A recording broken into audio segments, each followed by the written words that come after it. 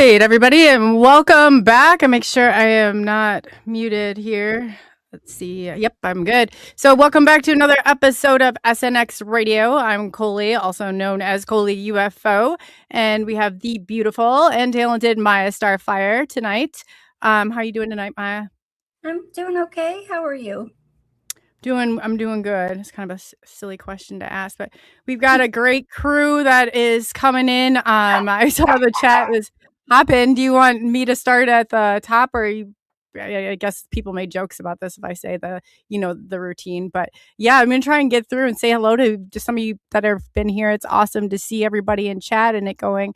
I had a hard time. I made a comment. I was like, I lost my comment. So it's so much fun when the chat is popping like that. But we have I have to get to the top really quick.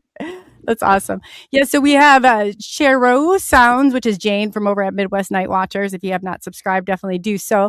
Lori Ladd, who is on the panel. Pops Spikes, Gary. If you guys don't know him, we are on Gary's this is his panel for Cryptid Panel. It's going to be the second Monday of every month, 8 p.m. Central Standard Time, 9 p.m. Eastern Standard Time. And we have I hope I pronounce this right. Laura. I was just talking how people don't. I hope that I'm getting this right. Otherwise, I'm sure that somebody will correct me. Bluff Dweller. I have. Let me see. I have Amanda, Crazy Life Channel. Nice to see you. Welcome back. And do you have any on your end, Miya? Oh, Cindy. So if you guys don't know, Bigfoot Fans 33. That's Cindy, who's on our panel also. Yeah, we have Skitter here and Wendell and Midwest Night Watchers. I saw there's Chiro Sounds and Gene Hudson, Andrew Gnome Trucking, and Standing Stone. I hope I said that right. I can't really see very well. No, you're right. We have the same issue. I was like, I don't have my glasses, but I'll make through. Yeah. So Sandra, it's great to see you. I think I already said, let me see here. It's so awesome when the chat does this. I don't want to list anybody. Amy, welcome. Amy's a new part of the family. She's awesome. And I just saw somebody here too. We have Raybert and Bigfoot Fans also. Yes, Raybert too. I sent you a message. I'm not sure. Blackie, he's got a great channel as well.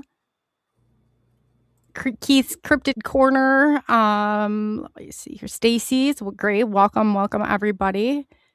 Moon at Noon is back. Moon, I hope you're feeling better. Jason Finch, it's always a pleasure to have you. You always put a smile on everybody's face, so it's great to see everybody.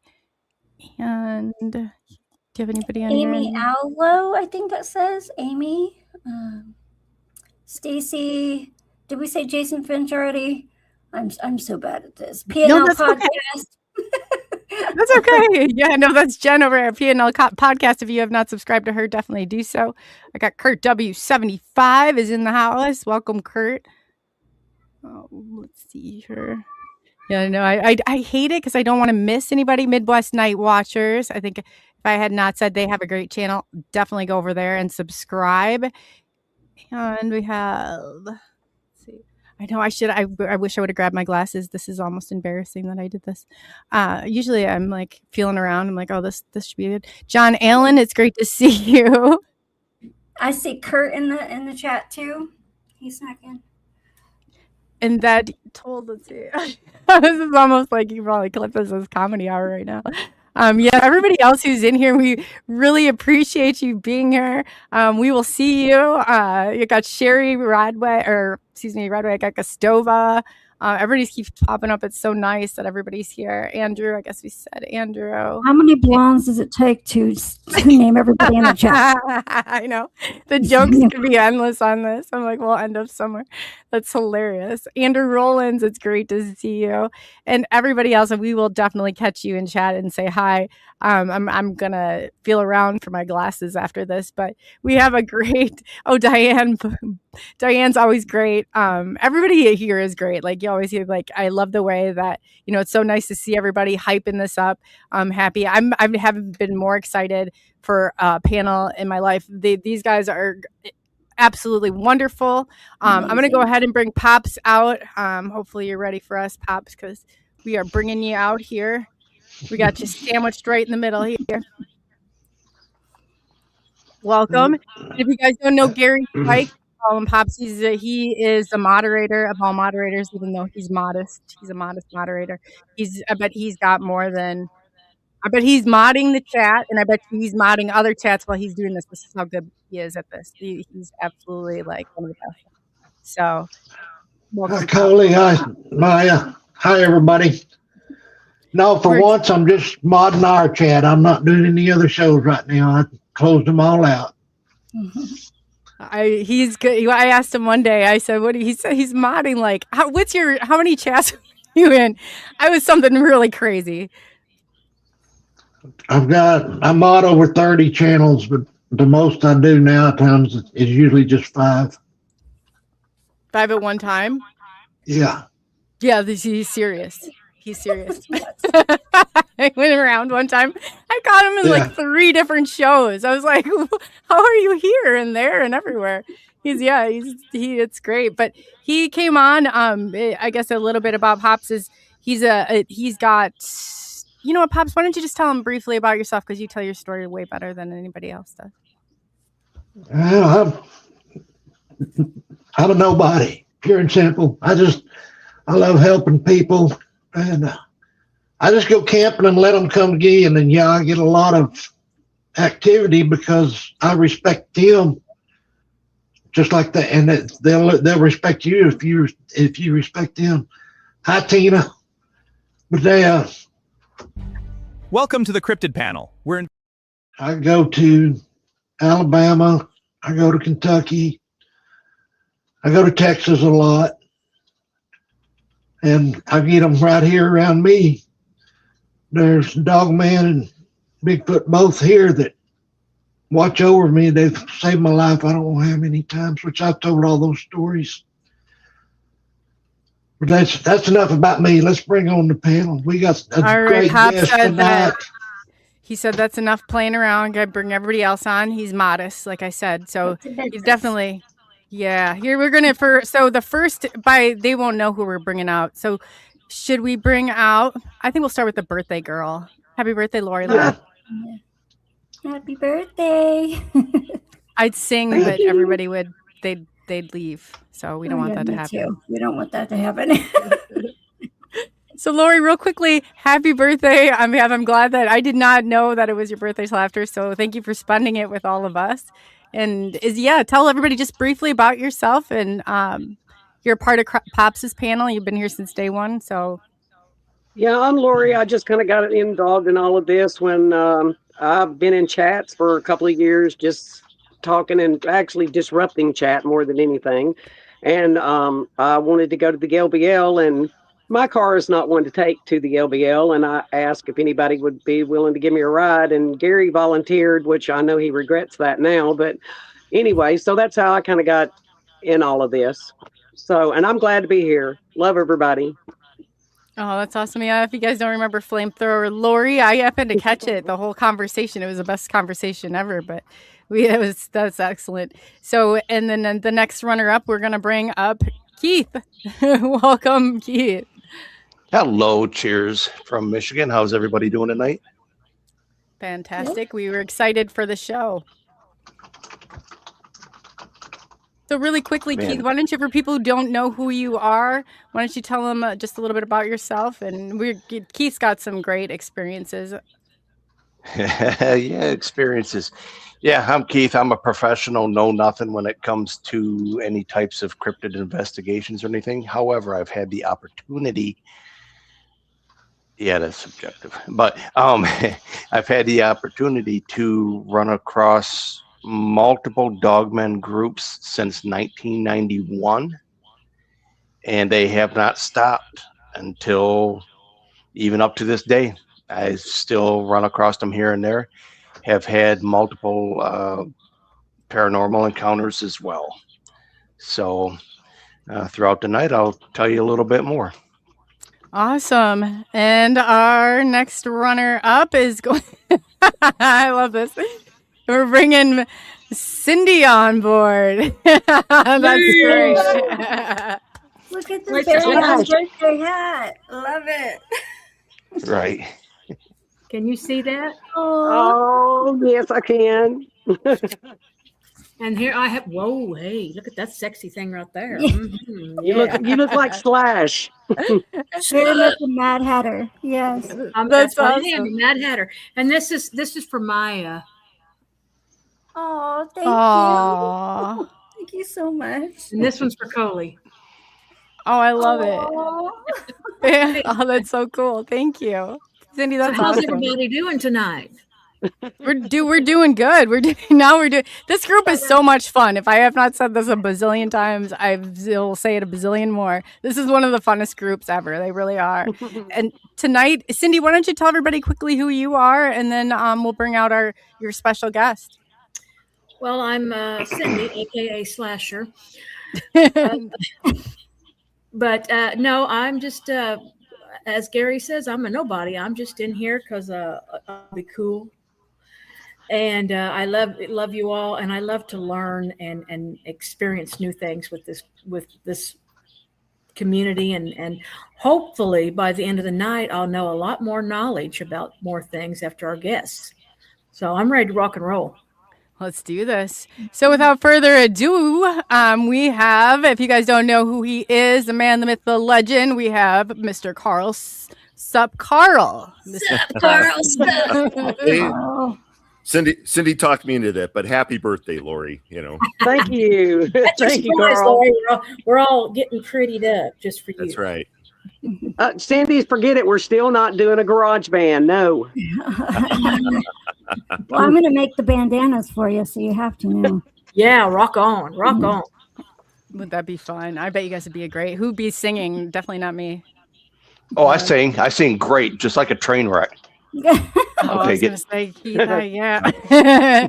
Friends don't let friends sing karaoke is what I always say. Oh, Exactly.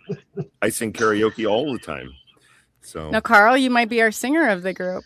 And for Yeah. people who don't know you or haven't seen you on shows, Carl, why don't you tell them a little bit about yourself and who you are and what you do? Sure. I am a lifelong paranormal experiencer. So started with when I was about 5.5. I had a near-death experience, and I also grew up in a haunted house. So I had plenty of experiences with that. But over the years, in my curiosity, my scientific curiosity into so many different things that could be possible, right? Always keep an open mind. And it wasn't until 2008 that I really seriously started looking into Bigfoot, and went on an expedition here in Arizona with my son in order to try to expand his mind a little bit, and heard 3 different howls back from 3 different directions and distances.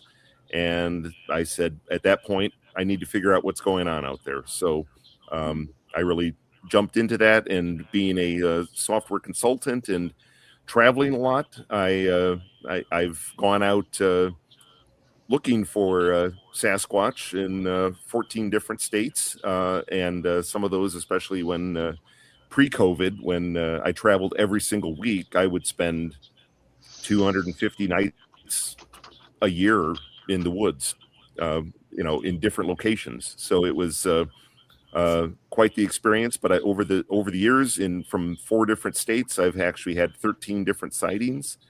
The majority of those all in Arizona. Some of them daytime, some of them nighttime with night vision, some with thermal. I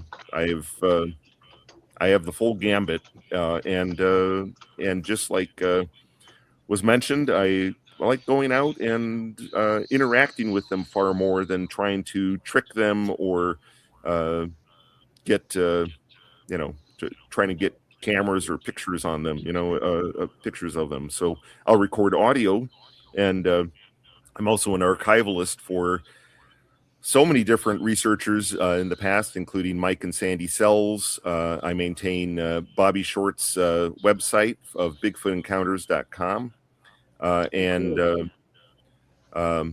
as well as several other researchers that have passed on. I've got all their digital collections as well. So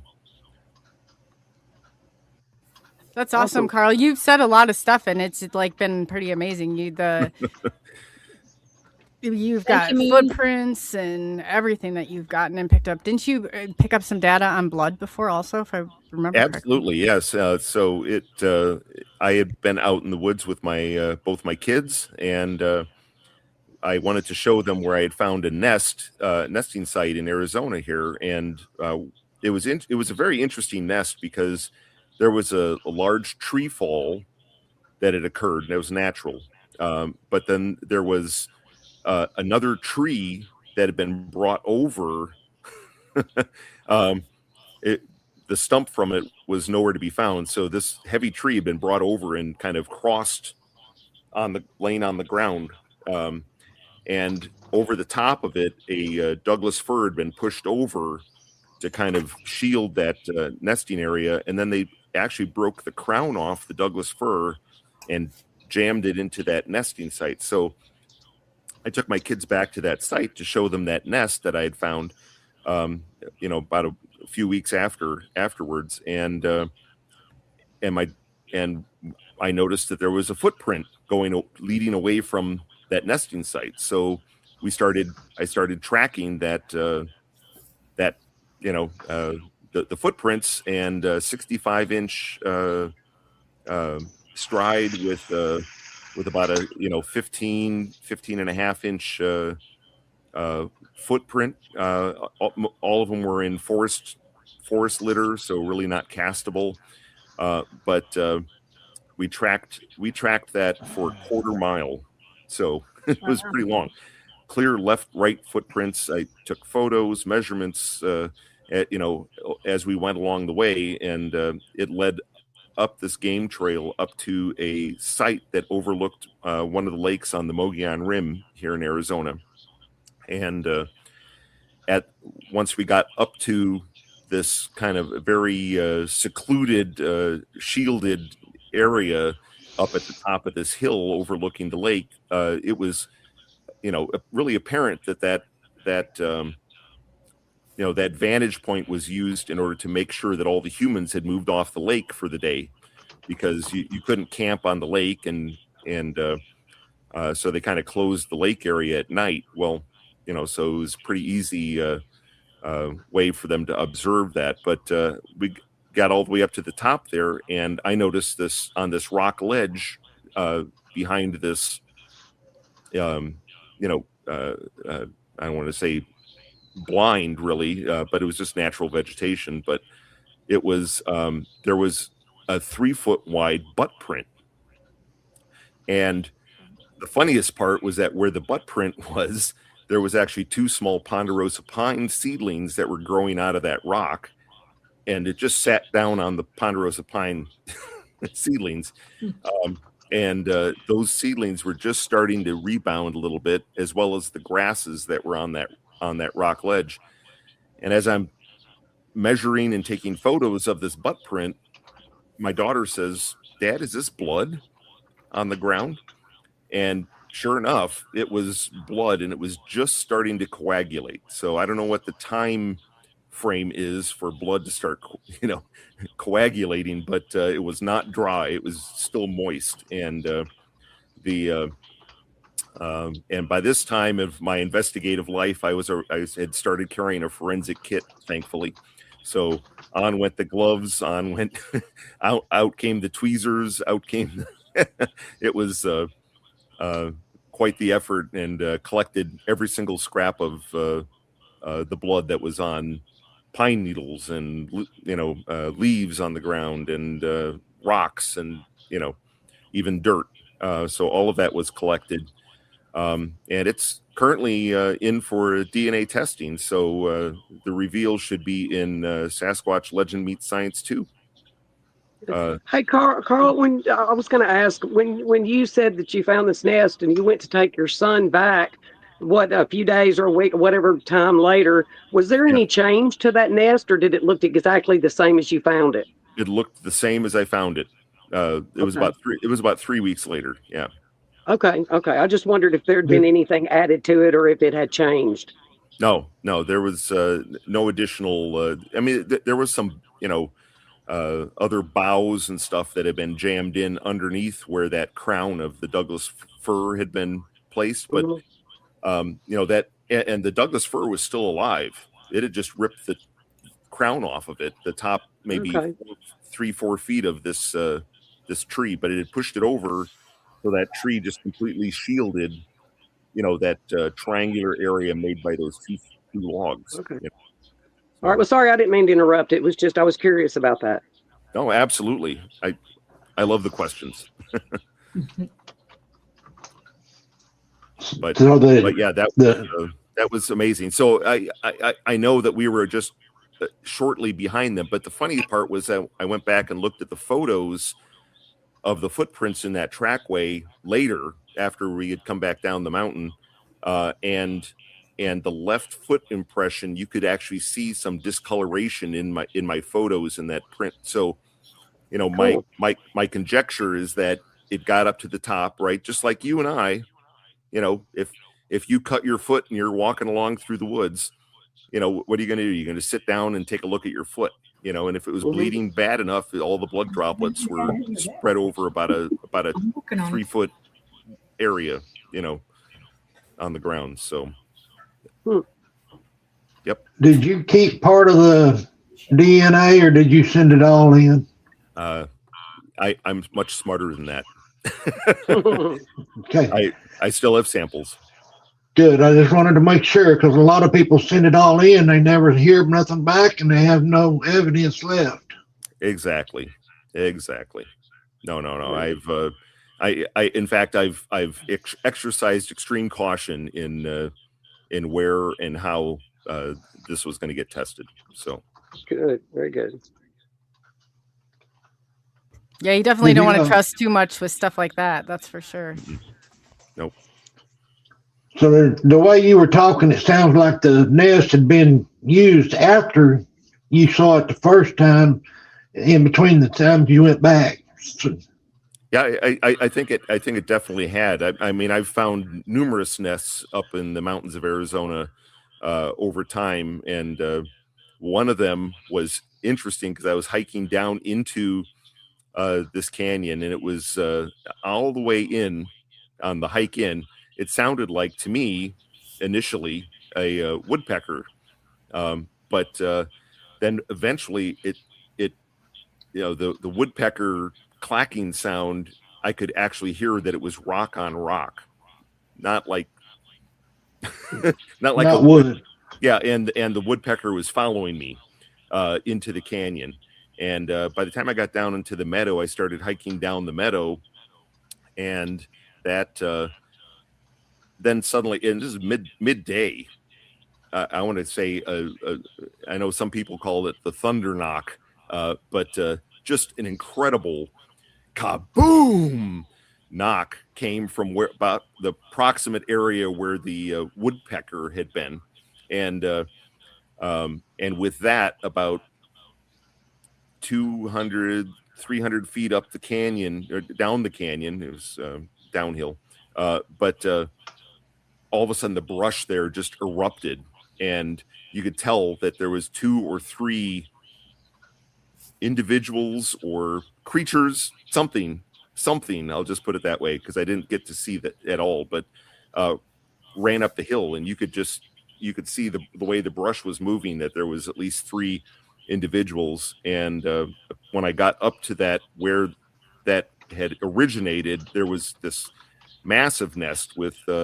3 or 4 bedding sites on it, and there was one that was smaller, and then one medium sized, and the other 2 were larger. So it was like I always tell everybody, there's, especially as the family unit is sleeping, somebody's watching, keeping an eye, and make sure they're safe. So there's always a watcher. Okay. What do you think about the possibility that could have been the nest that you were talking about? What would be the possibility that maybe that was a birthing area? And not trying to get weird here, but is it possible that the blood you found may have been from a birth, or could it be from menstruating, or was it, I mean, I don't know, just a thought there that could be a birthing area. Yeah, it was not really large enough for. Well, I mean, Okay. maybe I would I wouldn't say that, but it was interesting that the only prints that actually had discoloration in them were the left footprints. Oh wow. Okay. Along that trackway. So. Okay. That big nest that you were talking about. So the way you're describing it sounds like a family unit. Yes, absolutely. Absolutely. Did you ever go back to see if there's any more additions to it? There was more boughs in there when I went back about 3 months later, and then the next time I went, all of those boughs that had been twisted, snapped, broken, and put in there, all of the needles had turned brown, and it appeared that that area was abandoned. So they didn't come back to it and have any more kids in there. I mean, come with them there. It was right. Just the original 3. Correct. And it's interesting in that same meadow at the bottom of that canyon, there was also an area that I would say was like a hunting blind. There was a lot of branches and everything that had been put up, and it was very secluded, right from the base of the canyon. Of course, Arizona's got a lot of elk and deer. There was it was a completely hideaway down in this down at the bottom of the canyon that I'm assuming would be used for catching elk, which I've actually found elk carcasses up on the rim here in Arizona that and every single one of them at their left rear leg had a spiral fracture to them. So I know this. I've been asked now that if the next time I find one, I have to take the leg, as evidence, which it was kind of a little gruesome. I'll put it that way. But and I've found a deer carcass up here that actually had its chest cavity punched in, so with just like a fist-sized hole, and all the rib cage was just bent in and broken in, and so I've found some very interesting things. As far as I know, I don't think mountain lion or bear punch chest cavities, and certainly we don't do that. So no, but I have heard other stories of where they've thrown rocks so hard that it caved in a rib cage. Yeah, this was the fist size was probably about, or the hole in the rib cage was about double the size of my fist, and I'm 6'5". I've got pretty big hands, but it was in my opinion, a large fist. I don't think it was a rock but it's very possible it could have been. This might be a stupid comment or something, but I didn't know that just anybody could send. That's fascinating to me that anyone could just send in like DNA samples. I didn't know that there was companies out there that would do that for you. That's awesome. There are few and far between, and the based on a previous DNA tests that came back and showed that their DNA is 99.9% ours. Many labs come back and they'll say, because obviously there's nothing else on record that that really shows that that would show their DNA. So of course, if it's 99.3%, and if the lab has a plus or minus 1% margin of error, they'll say it's human contamination. Okay. Right. So, and that's not what we're dealing with where my sample went. So it goes back to the theory of them being our ancestors. Then, really. I think our ancestors, what I always tell you, they said, why would there be such a large, hominid creature, out in the woods? And I said, I said, we had during the Pleistocene era, right? We had all kinds of megafauna, right? And of course, all the history books, they show Neanderthals and using small spears and sticks to take down a woolly mammoth, right? And as I just mentioned before, these guys can take down a full-grown elk, right? Just by chasing it down and grabbing its rear legs. So, what's more likely that that early man was using sticks and stones in order to kill a mammoth, or were there Bigger and stronger. hominid megafauna, right? And if that's That the makes case, more sense. Yeah. It absolutely makes more sense. Mm-hmm. It's kind of like Occam's razor, right? The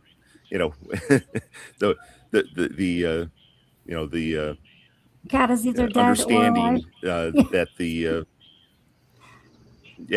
right, yep. So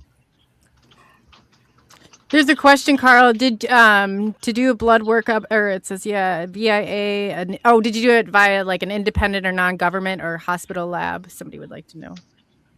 John Allen would. it is a non-government and non-hospital lab. So That's.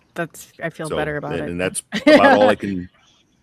And that's all I can tell about it. So. Yeah, you like can't I said, tell about it. I did not. Go ahead. I'm sorry. No, I was just going to say. I was going to say, and of course, like I said, go ahead. I was just going to say you can't give out that kind of information because then it'll ruin them, and nobody will trust them again. Right. That's correct. And so so once those results come back, then I'm in the search for another independent group that would do further testing on the other samples, so we can have multiple labs with from the same sample lot, right? And get independent confirmation from multiple labs. So I do have a question as far as the DNA. Hopefully, yeah. As far as the DNA that you have that's left over, how do you preserve it and avoid any type of contamination for future use? They have those samples have been actually in Ziploc bags in a freezer since collection. So okay, so being in the freezer, they'll hold their potency. As guessing? I was told that, yes. Yep. Okay, cool. Thank you. So I also have a few questionable scat as well in the freezer, but don't tell my wife. Yeah. We'll keep your secret for you right here on the public forum. Well, we had somebody that came on the show and had an alien in their freezer, so there's nothing that that seems very mild compared to all that, Carl. You're good. I just have ice in my freezer. Yeah, Carl, you just have to remind her those are not no-bake cookies. Yeah, that's right. Go into Carl's freezer and grab a snack, please. Yeah. Nope. So as long as you don't have a box of scat in your freezer, you're okay. Yeah. Yeah, it's not the butter braids that I had to buy from my kids' high school sales or anything like that. Yeah, no. So let's switch gears for a minute. Do anyone on the panel, what do you all think about the cloaking? And like, the reason why I'm asking that is because Gary's recent picture when we were at LBL. I've been studying that, and if you look at the picture, now it could be Gary's hand shaking, yes, but if you look at the picture, you can actually see like a circle, an oval around this cryptid. So what would you guys have to say on the idea of the going back and forth through these portals? Well, I don't know who wants to answer that. I haven't experienced that, but I have been to Brown Mountain in North Carolina. And from my vantage point there, I mean, I probably saw at least 24 lights in the woods that I couldn't explain, right? And a few times up in there in the mountains of Arizona, I've seen some, odd glow, and then it diminish, in the woods. And I know that there's nobody in that area of the woods because, when I get into a research area, I spend probably half a day going around to every single campsite, and I monitor. Basically, I know who's in my area, in my research area, because I don't want to have any audio tainted by, or any evidence, or you know what I'm saying. Right. So those are things I can't explain. I personally have not seen, any portals or anything like that. But like I said, I've seen unusual lights in the woods that I can't explain. So cool. Yeah, I've had my share. What do you think the connection is? I'm sorry, real quickly. People talk about the light in the woods, like the lights out there. What do you think? Is it orbs? What do you attribute to? I guess each of you, what do you attribute that to? Because I've heard that so many times. It seems to be a ongoing thing. And like, is it light up? I'm kind of confused at what the theory is behind that. Well, I know the Brown Mountain ones were not moving and it was a distance. It was probably a good half mile, 3/4 of a mile away that I was witnessing these, but it was they weren't moving. They would come in and fade out, come in and fade out, but it was in different areas, different durations, similar light quality, which was interesting. But I know that when in Missouri, at one of the expeditions, in the rocks was a high cliff, and at the very top of this, we thought that people were up there with their headlamps, turning them off and on and off and on, and then you would watch, and they would kind of hover, and then they would shoot across, and then they would shoot back, and then up, and then down, and they were changing in size right in front of your eyes. I mean, it was just the most amazing thing, but they would each have their own quote unquote personality, which was very fascinating. That is. Like I said, I have not experienced that. So, but like I said, I keep an open mind on everything. So everything, what you're telling me, I'm holding that as a data point. So when and if I ever experience that, I'm going to be able to reference that and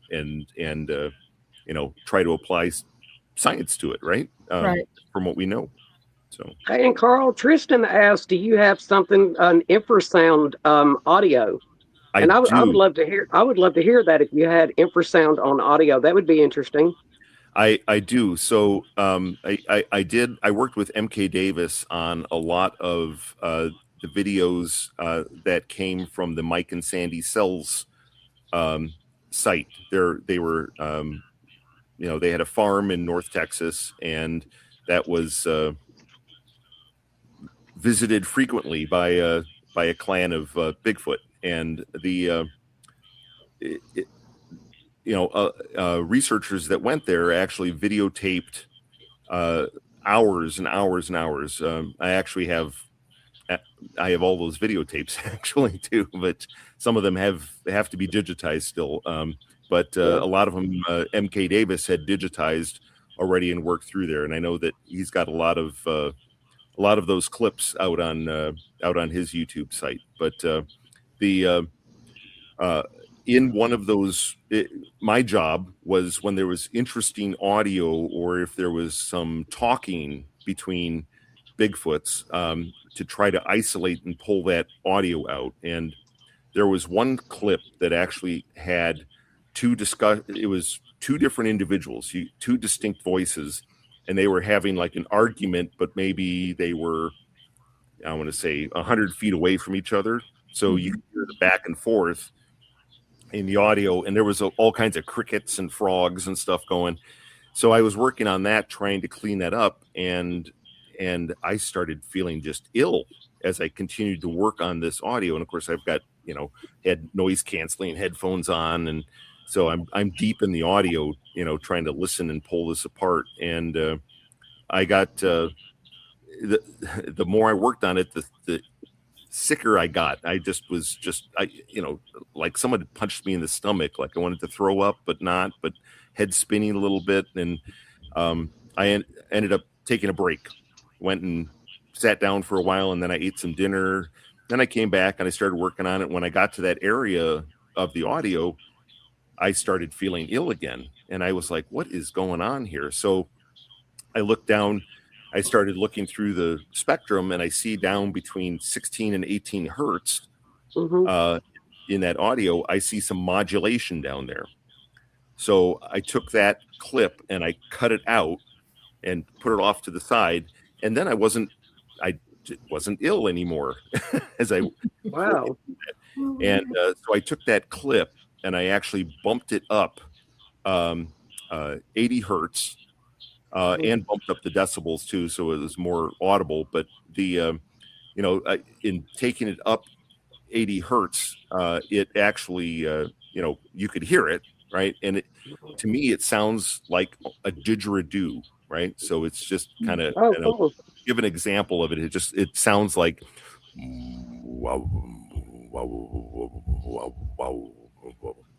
Cool. I wonder if that's related to these hummingbird noises that they're getting, and some sound like bumblebees, like there's buzzing. So exactly. So when there was a show I did with Doug Haychek, and they had that hummingbird clip from Snellgrove, and that and the interesting part, of course, is that tape, that audio clip of that infrasound that that I made audible, right? That was from 2003, so that was long before anybody really talked about infrasound and so forth. So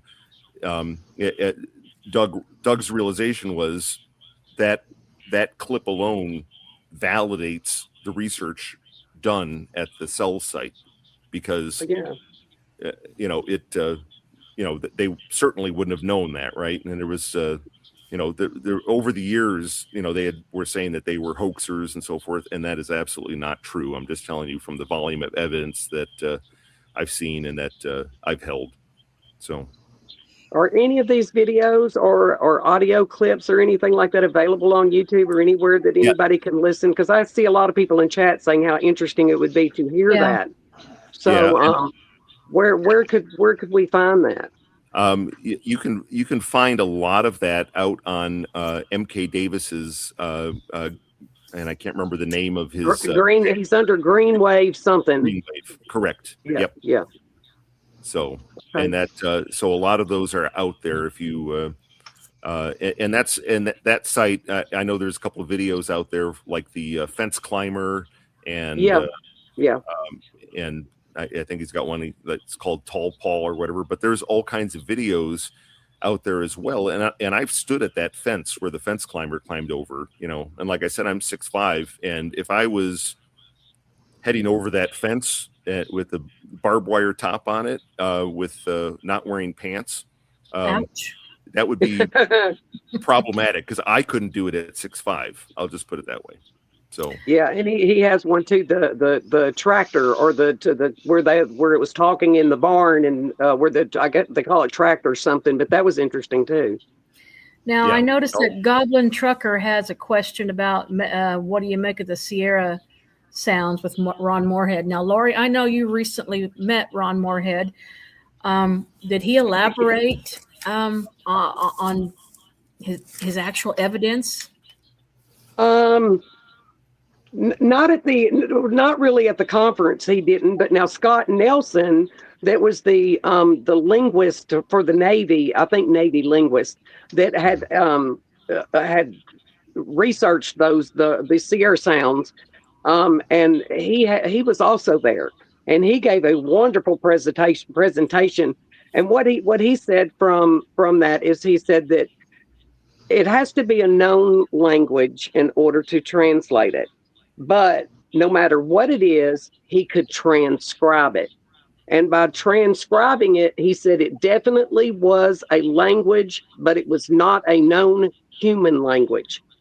So it's not, like he knows like Swahili and Japanese and this and that.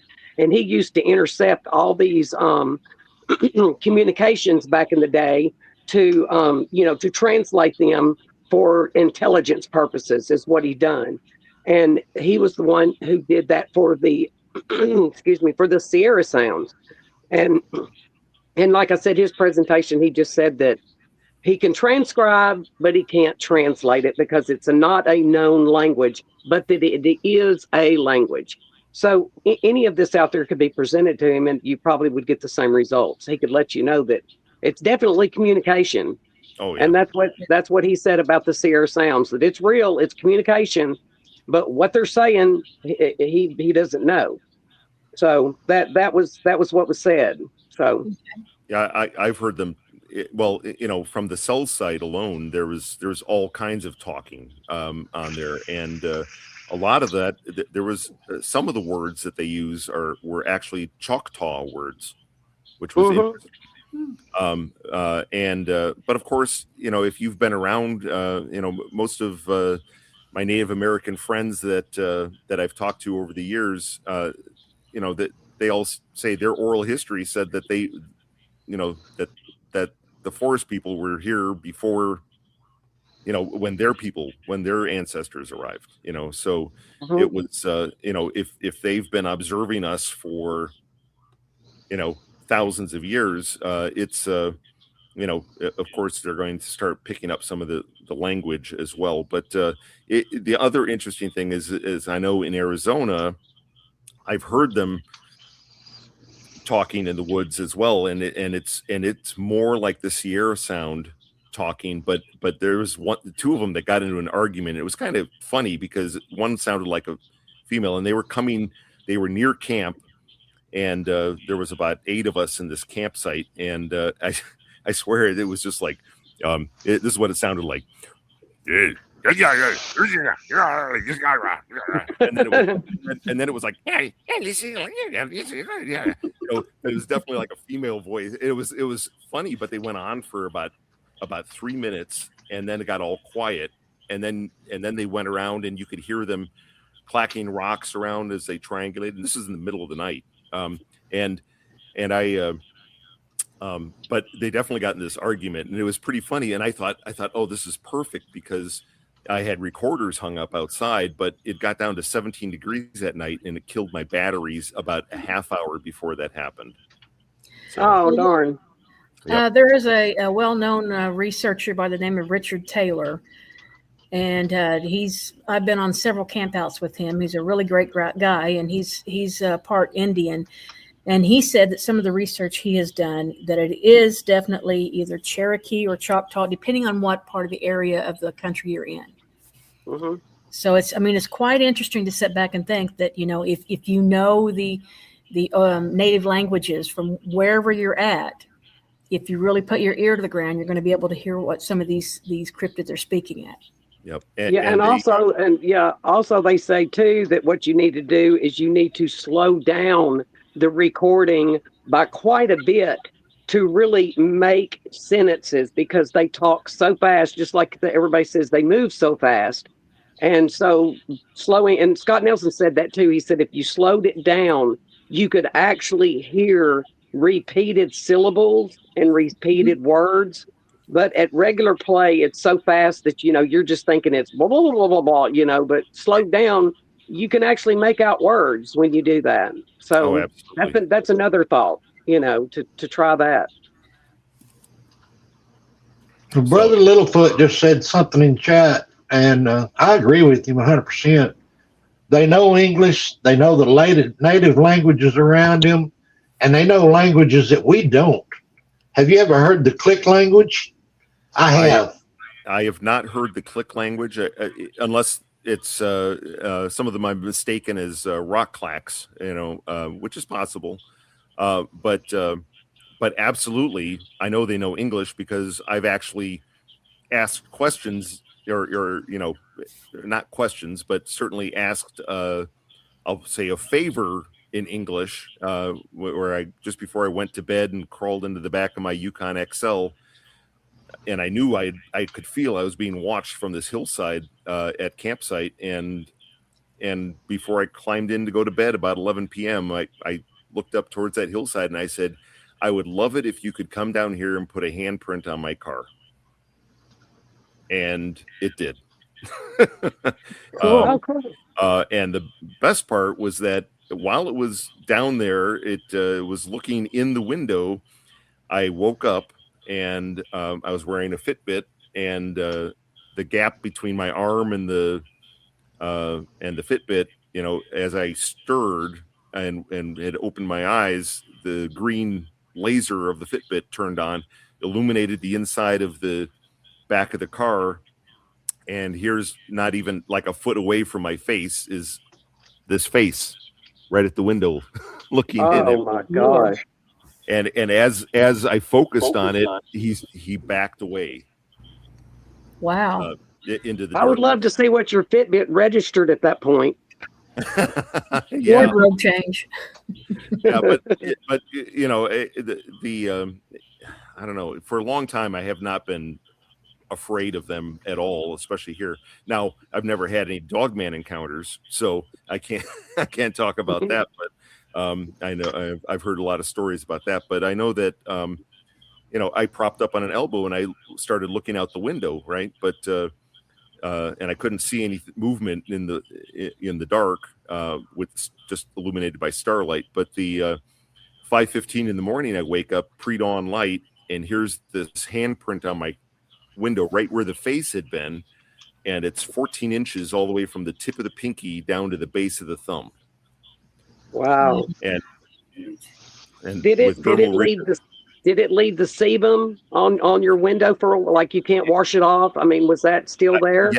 Yes. Wow, So that was cool. interesting because so the handprint was visible only because it had gotten really cold that night, like down to 25, and inside the car where I was sleeping, right, I had condensation on the inside of the window, and where the handprint had been left, it insulated the glass, so the condensation wasn't there, but you could see the dermal, you know, with the lines of the hand and everything right where it had been left.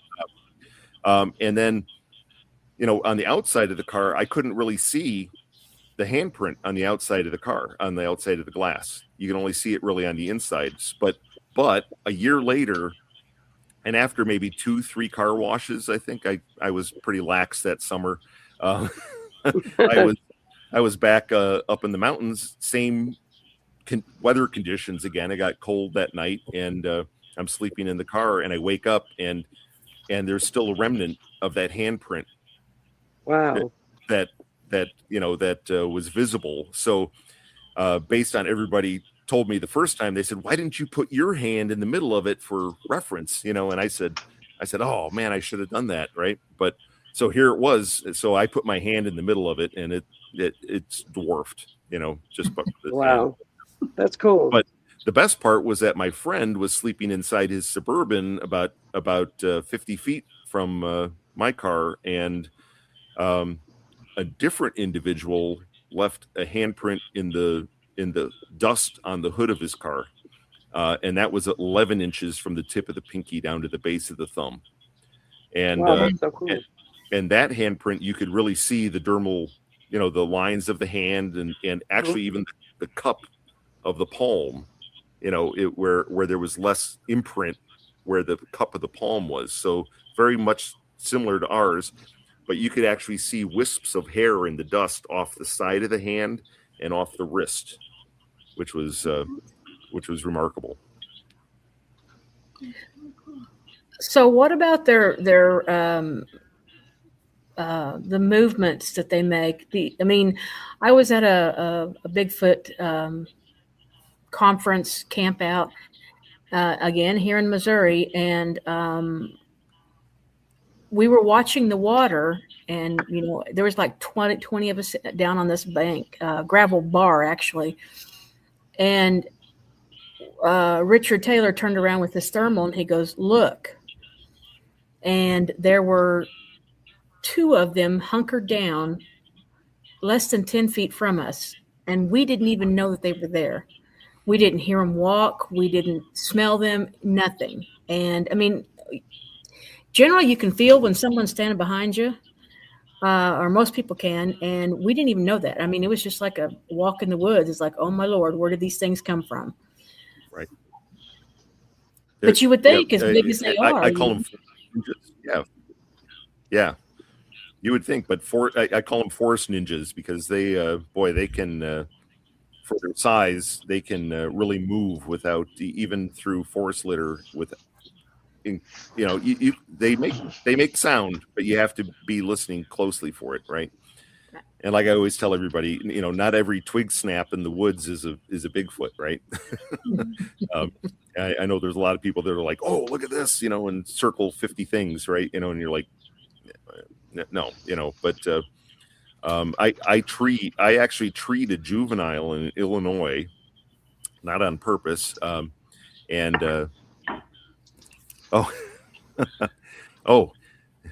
So Benno wants me to do the Sasquatch conversation again, but louder. Okay. That was cute. It was cute. It was awesome. Yeah.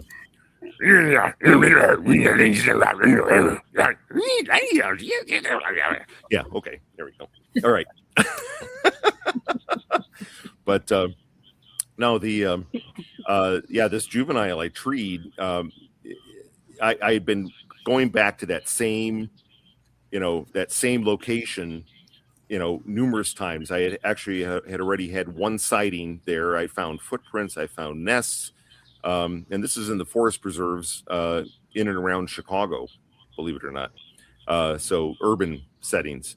And this, when I hiked into this trail, into this forest preserve, there was, I could hear some brush moving horizontally. I want to say the sounds were horizontal. And I thought, oh, there's going to be some deer crossing the trail. And when but then the sounds stopped being horizontal and started and were vertical, which I was like, what? Like I could hear it up above me. So, and I always tell everybody, look up. When you're in the woods, look up, because they're pretty quick when going up a tree. But and as I start scanning the up in the trees, all of a sudden I see this arm reach out from this nook of this tree, grab a big bunch of greenery and pull it back in to this where the split was in the trunk of the tree up high. And and the hair had black, the arm had black hair on it, and you could see right in between the fingers as it reached out.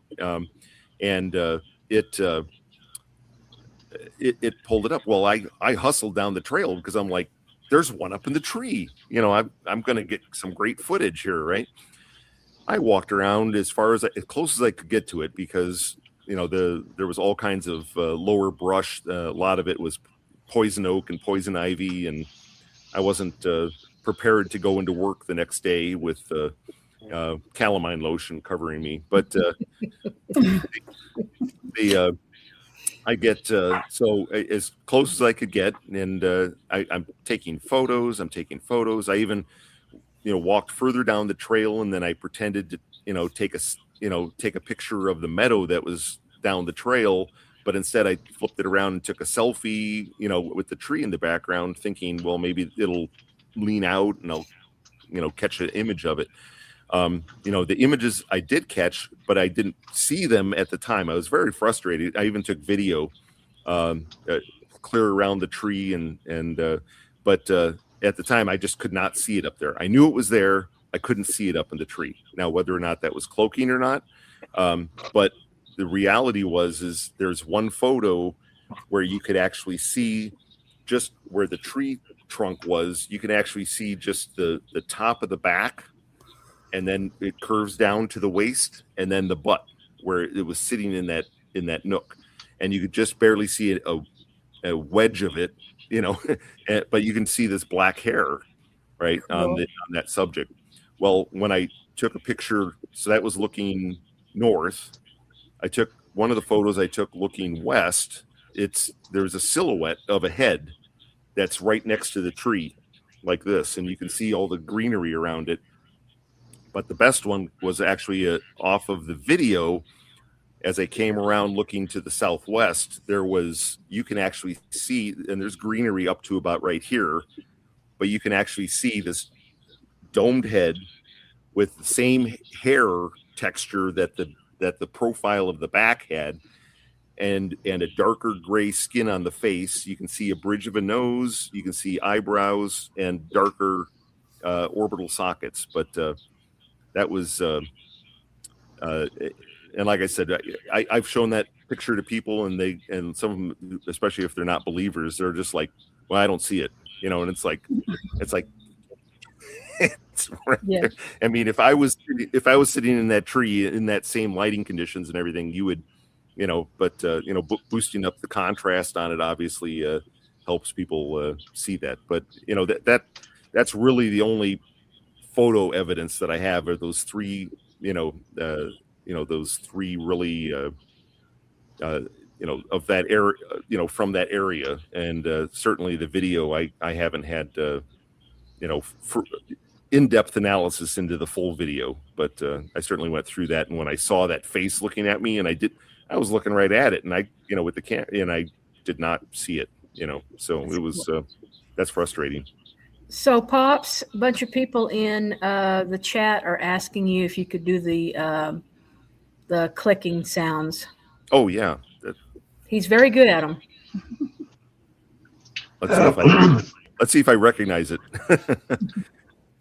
Well, I came out of my door one day and heard it right outside. There was three distinct voices that were, you could tell it was, like you said, a mama and a daddy and a little one. And they were just chattering back and forth. And it sounds kind of like a dolphin, but it also sounds like you're clicking at a horse to make them go like. Wow. And they're using their tongue to do it. They're not using rocks. They're using your tongue to do it. And just like I said, clicking at a horse. Yeah. Oh, that's awesome. So I see the question there. What's my best experience and what was my worst experience? So my best experience, it's actually pretty funny, and you guys are going to laugh at this. I fit right in with the crowd here, but so I had taken a friend of mine who for 10 years I've been telling him about all this and everything, and finally I said, okay, let's go up, and I guarantee you, if we get into the campsite, we'll you'll have an experience, right? So we get up there. We park. I don't even think we got a lawn chair out of the car, and all of a sudden I hear a couple of rock clacks, right? And I just waved to the woods, and I said, hey, I'm glad to be here. Well, he was like, oh, was that? That could have been anything, And I said, I said, well, it was them. I know it was it was them because they've done it multiple times when I've pulled in and started setting up camp. So. That night, we cooked some dinner, we sat down, we were sitting around the campsite and went to bed, 10 o'clock maybe. And then, so early in the morning I got up and I had to, pee like a racehorse, right? So I walked across camp. I walked across an old logging road. I get over to the edge of the woods, and as I'm relieving myself first thing in the morning, I concluded that with a incredibly loud fart. Okay, and it happens, right? And the moment I did that, from about 150 feet away in brush across the way, I hear ho, ho, ho, ho, ho, ho, like that. And they do have a sense of humor. I'm just telling you right now. But it was that's hilarious. And I turned and I looked that direction and I went like this. I said, "Oh, did you like that?" and with that, I heard these two clacks, clack clack, right? And I was like, walking back over towards camp, and just then my friend's getting out of the tent, waking up. So I tell him the story, and he's laughing, and he goes, "Oh, come on." He goes, "Where was that?" I go, "It was right over here, just right over here." And I said, "They're still there." And he goes, "Oh, come on." So in English, I said, "Can you do those rock clacks again?" And with that, 2 rock clacks immediately go clack clack, right? And so my friend's like, "What? I can't believe that." And I said, "Answer him back." And so he starts looking on the ground for rocks. I go, just do a tongue clack back at him. Just go like that. So he does that back, and they respond back with, right, knock again. And so then he tries. He goes like, and they repeated back. They mimicked it perfectly. This went on for about almost 5 minutes, back and forth. And that was a really cool experience, right? In order to number one, that they have a good sense of humor, and and number two, that they're willing to interact like that. That interaction alone just astonishes me, right? So later that same day, we had a similar thing, except it was with whistles. And they whistled back and forth until my friend decided to do an a cappella, kind of, or a arpeggio in whistles, just, and they didn't, and they couldn't mock it. They didn't respond after that, and I was like, "Oh, great, way to piss them off," But so, do you think that's their way of connecting with you, Carl? Oh, I absolutely. They enjoy that. I mean, obviously, if they've done it multiple times. The one time they came in Camp Close, and my friend and I were sitting around that campfire. It was a different camping trip, and I could hear. We always camp in that one spot because the vegetation is really in close to where the campfire ring is. And so it's within, I want to say, 8 feet of the edge of the woods right there. So this dense brush, and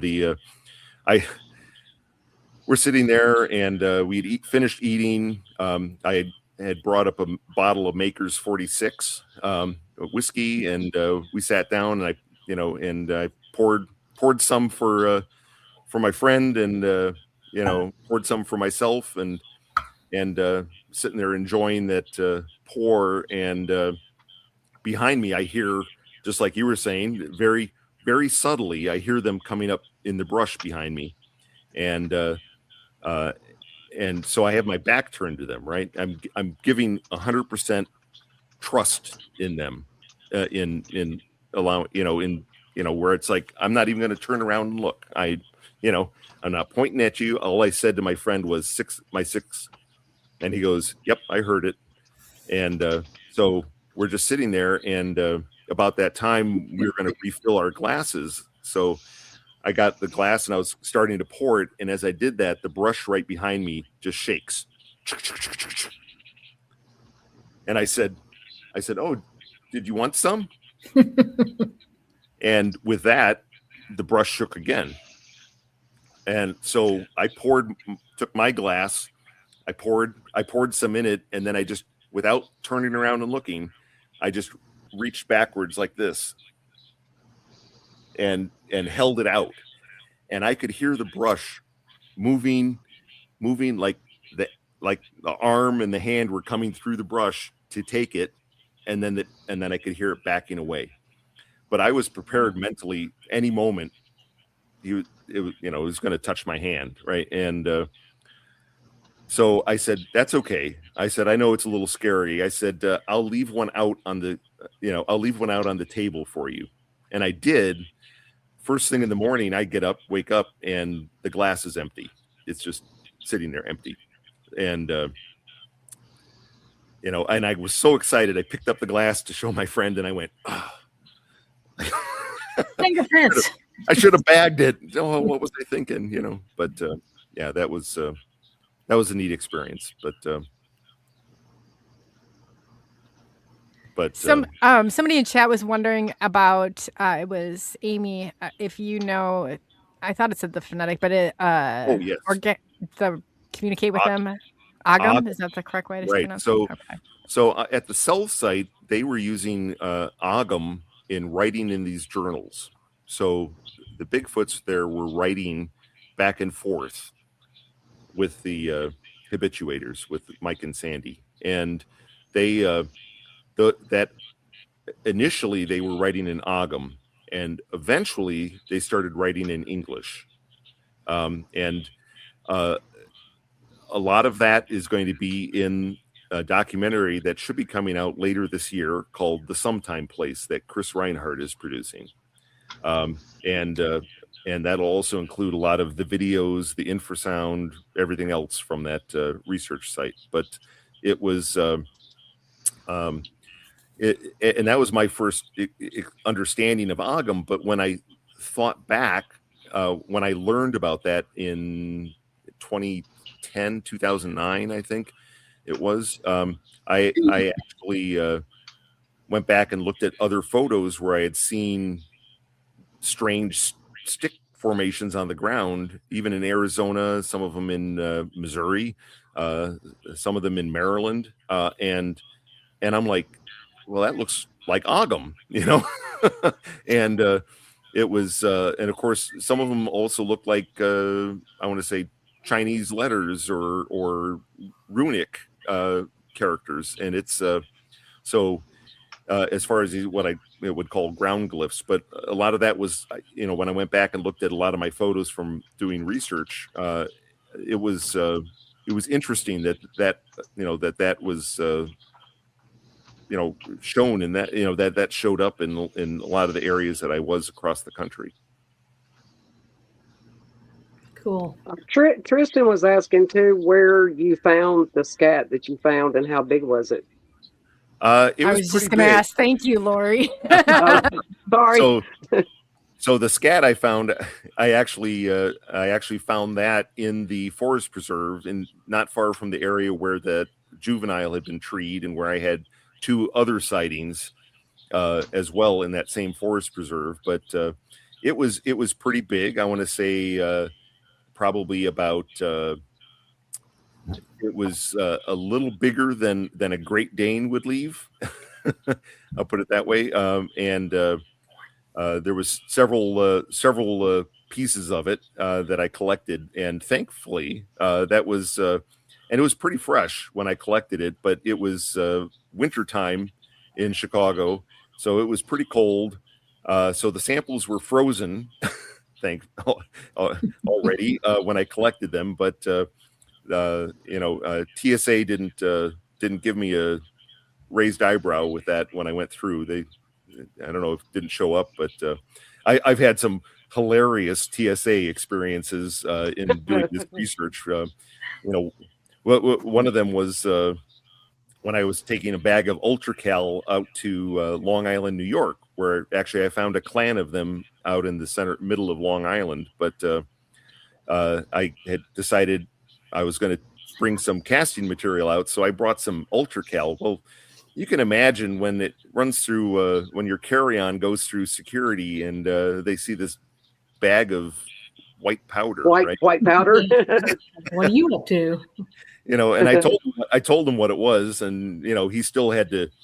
He dipped his finger and he went like that, and he goes, okay, all right. So, but one of the other funny ones, of course, was that I had night vision in my and this is when they used to make you turn on. This is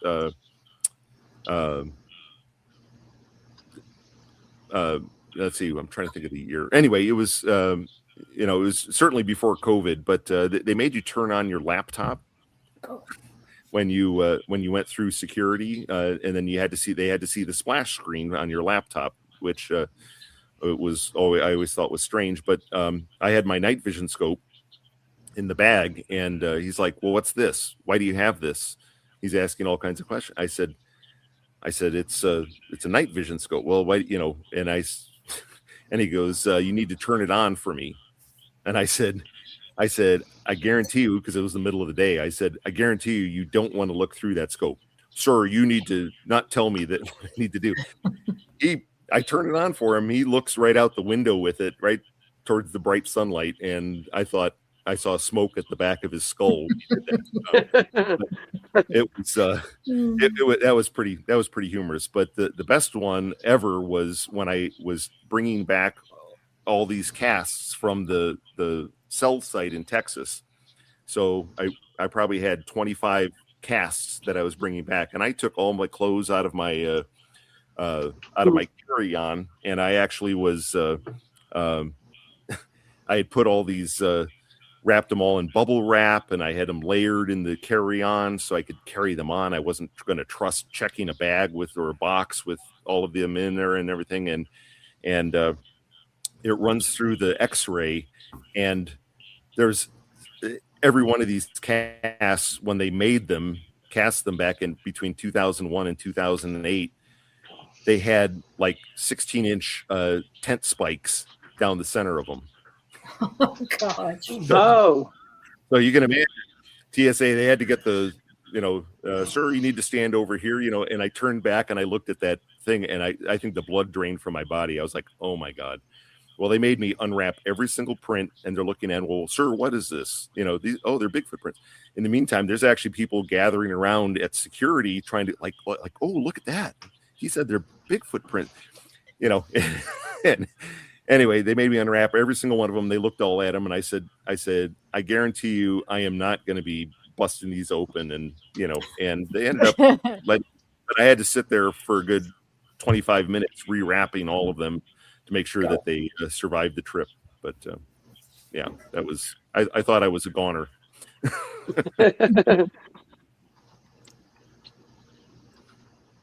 They're pretty good size. I've seen somebody with them before. They brought them on the show. I was like, I couldn't, when they held them up next to, I mean, they are pretty good size, I would say. Yeah. Oh yeah. Yeah. There's some of them that were 19, 20-inch prints. So Lord. Yeah. I have a question about the sounds that were making you sick. Oh, sorry. Oh yeah. The sounds making me sick. Yeah. Did you come up with any conclusions? Like, to me, it feels like it's a natural self-defense that they may have evolved to having, because when they're communicating, they're kind of putting themselves out there, right? So maybe this noise is to detour. I don't know what your thoughts are on it. It absolutely is, because I've actually been hit with it live, right?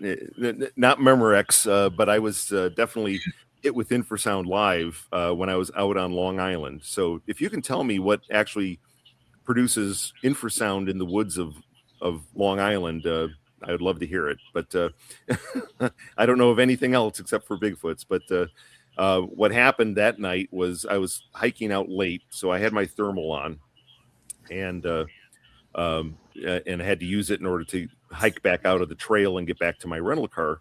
And in the pitch black darkness, I hear what sounds like a jogger. Now, I'd run across joggers all the time on those trails, but it sounds like a jogger's coming up the trail, but there's no headlamp, there's no light, there's nothing, right? And so I hear this, and then but the footfalls were pretty heavy as it was running, and then all of a sudden it dove into some brush as it realized I was there, and I could see a large heat signature behind this brush. Well, I was like, oh, I'm going to get an amazing thermal image here. So I started walking around the edge trying to, I was harassing it, right? By trying to capture it on thermal. And I walked back and forth and back and forth and back. And then finally, when I got around to the one side to try to angle off on the one side, it took off running and ran away from me and got into this other brush on the other side of the road. And I could see it was standing behind there, but you could just barely see pinpoints of heat signature through there. And I'm standing there filming. And then all of a sudden I am queasy. I am I'm disoriented. I'm very disoriented. In fact, to the point where it dropped me to my knees, and it was like I couldn't almost breathe. I thought, this is it, right? And as I'm knelt down in the middle of right next to my rental car there, I just barely got out the word, "I'm a friend." I said that out loud. And when I said that, it felt like this heavy weight was released from me. And I stood up, I waved, and I went and I got in the rental car and I went and I had a beer because I was like, yeah. So that was a pretty scary moment. But in those same woods, though, I did run across someone while it was pitch black dark, and I see a vertical, human type figure standing in the woods and walking around. And I thought, was that a juvenile? What? And then I could see, I can see a belt line on that heat signature. And then this person started walking back out towards the trail where I was. And then he was totally shocked and surprised. And then I could see there was a glow. His face was illuminated by a glow, and he was actually using his cell phone. And he was out there, and this is when Pokemon Go was a big thing. He was out there trying to catch like Snagglepuss or whatever. I don't know, Jigglypuff or whatever. It was, but it was hilarious. And I think the guy probably had to change his shorts because here's this guy standing in pitch black darkness with a tactical scope looking at him. That's so funny. That's wild. Pretty sure. That is definitely amazing, Carl. You've had some amazing, I've gotten to know you over the years, and some stuff with some really profound evidence. It's really cool to have all of that, and you bring it forward. I really do appreciate all of that. No, I enjoy it, and and I really, and it's really only recently I've really started be really more willing to share and get on a lot of podcasts and talk about all this, because they really are like us. They are, they're a different type of people, right? They're their own thing. Pop says the same thing. He's been on, I don't know, he very much wants people, and he came forward. Carl, you and him, and this group actually see it along the same lines, where he wanted people to, that was very important for him to know that they were not all bad, that they were not, I mean, are there bad ones out there? I am absolutely sure. But for the most part, if you're getting rocks thrown at you and sticks and stuff, you're probably disrespecting them somehow, in my opinion, at least. Like I said, once again, with Dogman, I haven't experienced Dogman, but I know that, as far as Bigfoot go, if you respect them, they will respect you and they'll interact with you. And that's the greatest joy that I find these days. Ninja's asking you about the anthills. I'm sorry. Anthills. I'm not sure which anthills. Hey, Carl. Yeah. The Dogmen are the same way as the Bigfoot. There are people, there's good and there's bad, but they're not all bad. If they were all bad, then I wouldn't be sitting here, because I've had too many Dogman encounters. Oh yeah, that and I agree. So I'll tell you, and at the time I wasn't scared, but of course I think back and I reflect on it, and when I tell the story, everybody says, "Oh my gosh, you must have been terrified," and I was like, I actually wasn't. But I had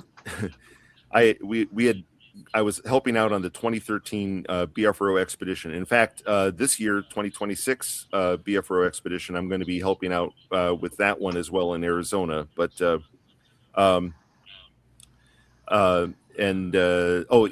anthills, that was somebody else probably with the anthills then. That wasn't me. But and we'd gone out. They because of my deep voice, they always have me do a million howls out in the woods on a BFRO expedition. And but we got back late. It was probably 1 a.m. And it was a very cold night. It was actually a Mother's Day weekend that they had scheduled that in Arizona. And, at the area we were in was right about 7,900 to 8,000 foot elevation. So cold.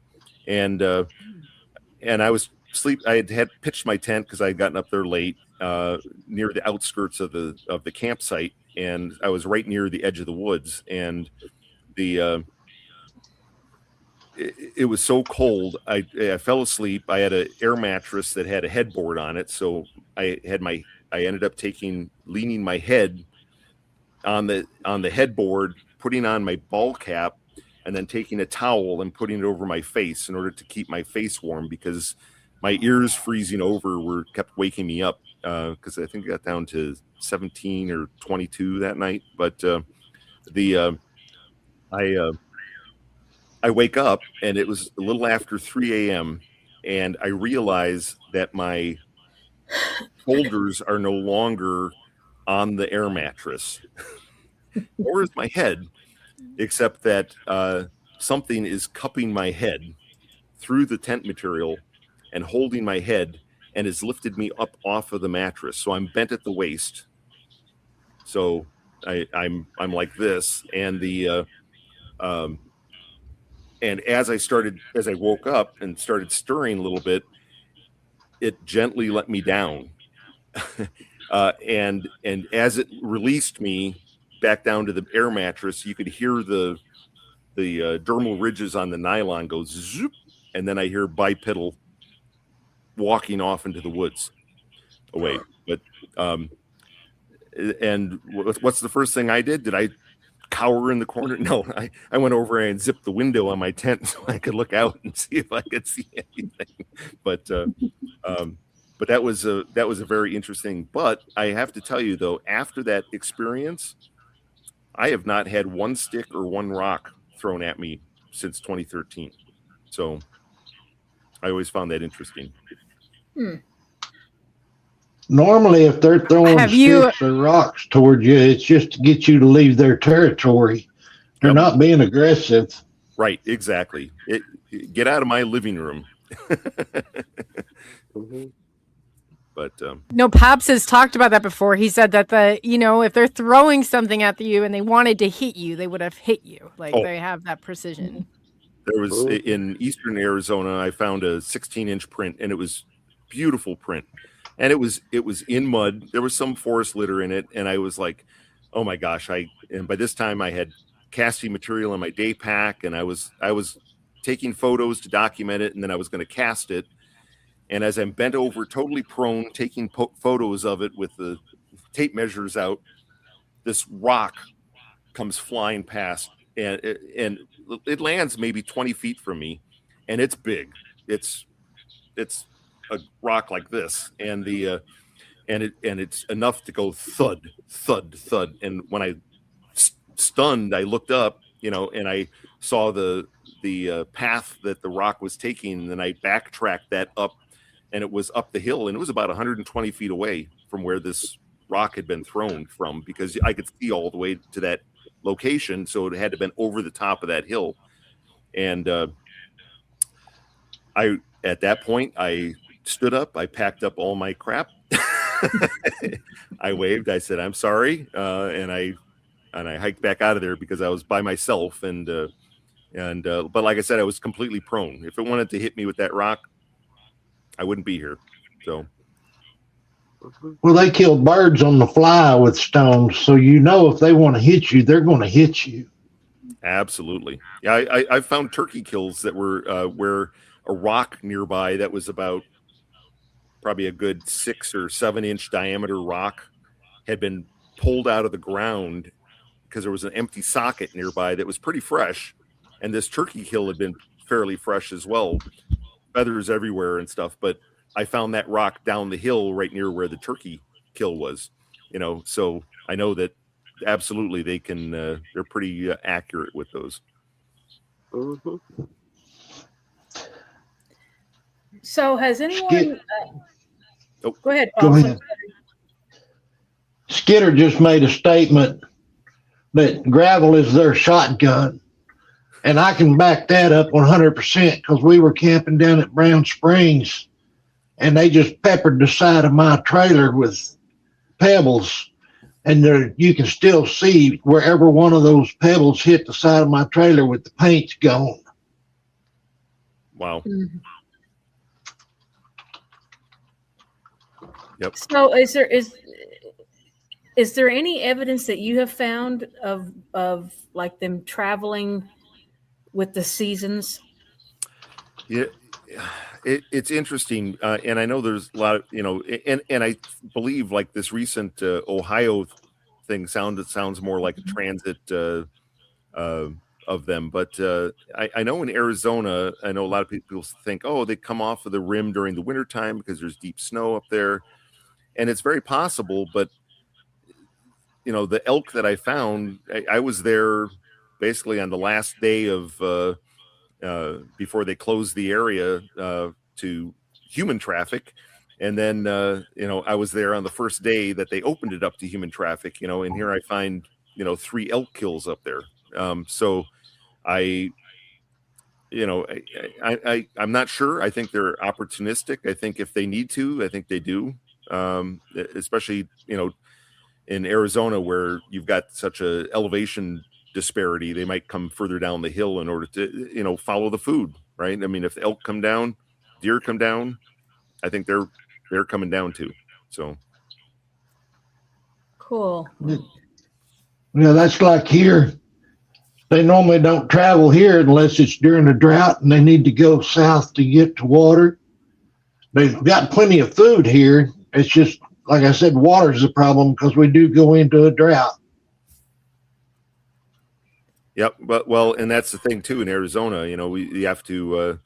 They're right where the water is, and in fact, there's a clan that is that is in the desert area, but they're all along the rivers down there, Salt River, the Gila River, and it's and they are there through the summer. They don't, you know, 114 degrees.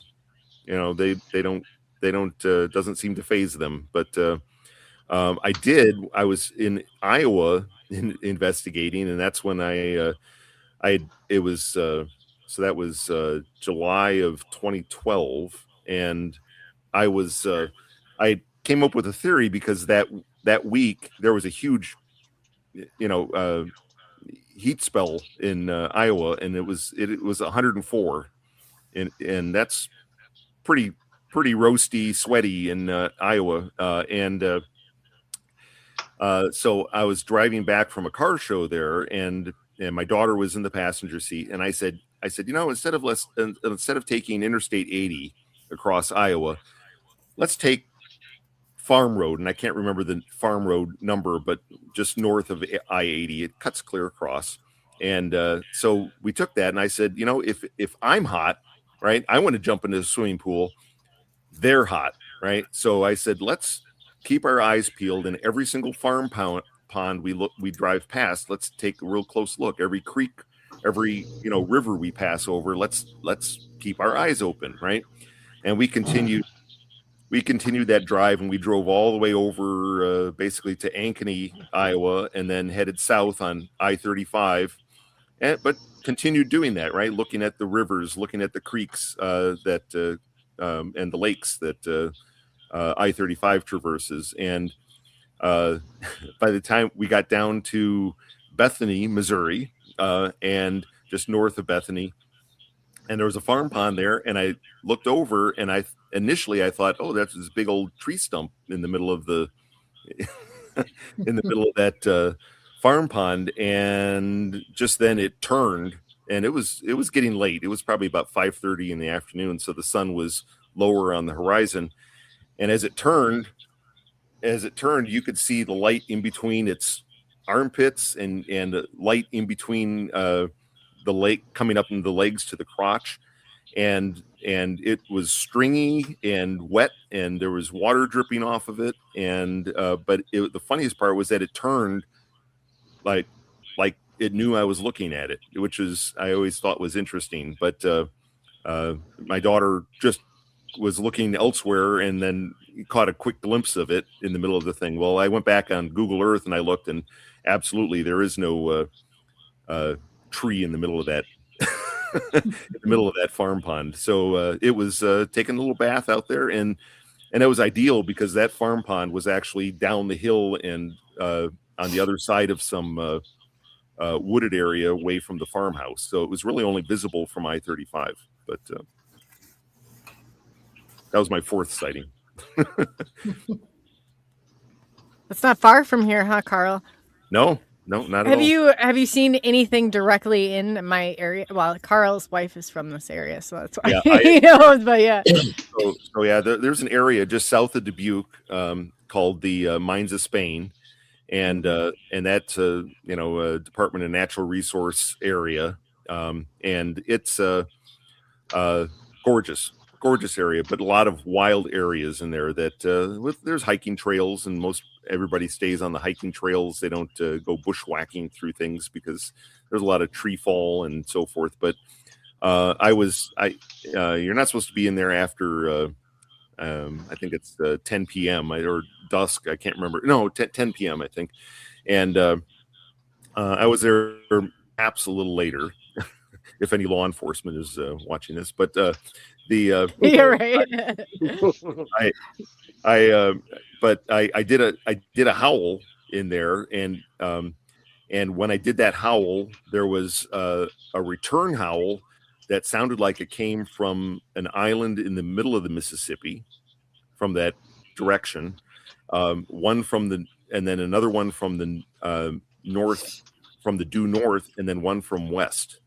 And I was like, wow. I mean, I got 3 responses, but the one from out in the Mississippi kind of did surprise me a little bit. But it was, but absolutely, they are in that area. But it was funny. The best part was that my in-laws' house was just north of that park, and when I went back and went to bed, right? And it was late. But in the morning I woke up, and in the morning I was going to cut the back lawn for my father-in-law. And, the grass was pretty long, and they have the nice Iowa fescue, green and, super long, right? So it was going to take me most of the day to cut that back lawn, because it was probably a good half acre to an acre back there. And, but at the back of their property was woods, and those woods kind of, if you follow that south, it actually, joined up with the park down below. And I wake up in the morning, and the window of the bedroom I was sleeping in, was at the back of the house there. And I wake up, and here is this trackway all the way from the woods through this tall grass, right? And it was like a 16-inch print all the way, and it's almost a single file trackway with a long stride coming through that grass, but it left the prints in the grass. It came up to the window of the bedroom I was sleeping in, right? So that always made me question, how can they do that, right? It followed me all the way back, but I was driving, right? And it wasn't that far. It was, probably a mile or less, but nevertheless, it came up to the window that I was sleeping in, was probably looking in the window, and then walked back away. So that trackway was, it surprised me, right? Because how do it know?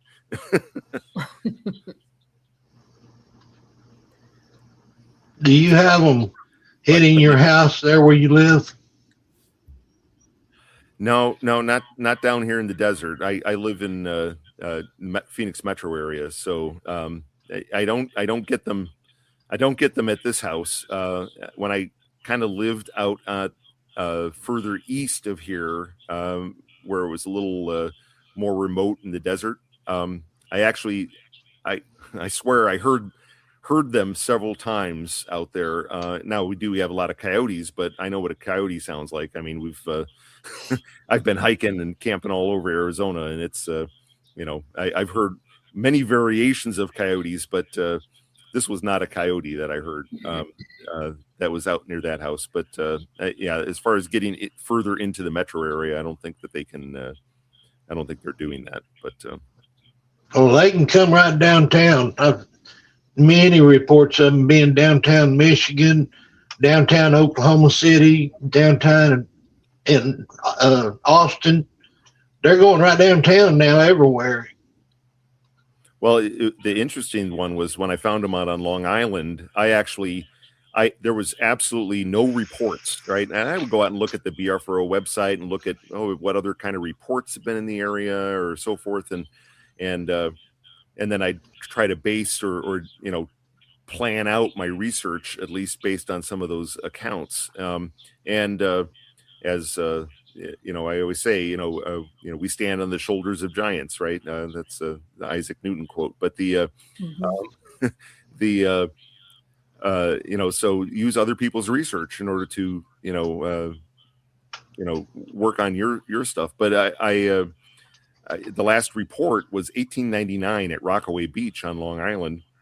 So I started looking at paranormal websites, so ghost hunting websites, and found stories of these woods are haunted with the mother of a child that died in the 1600s, and the mother mourns the child, and you can hear these mournful cries in the woods at night, or we went into those woods to try to communicate with this distraught mother, and rocks appeared from thin air and were thrown at us, and materialized from nowhere, and I said, oh, that's where I need to go.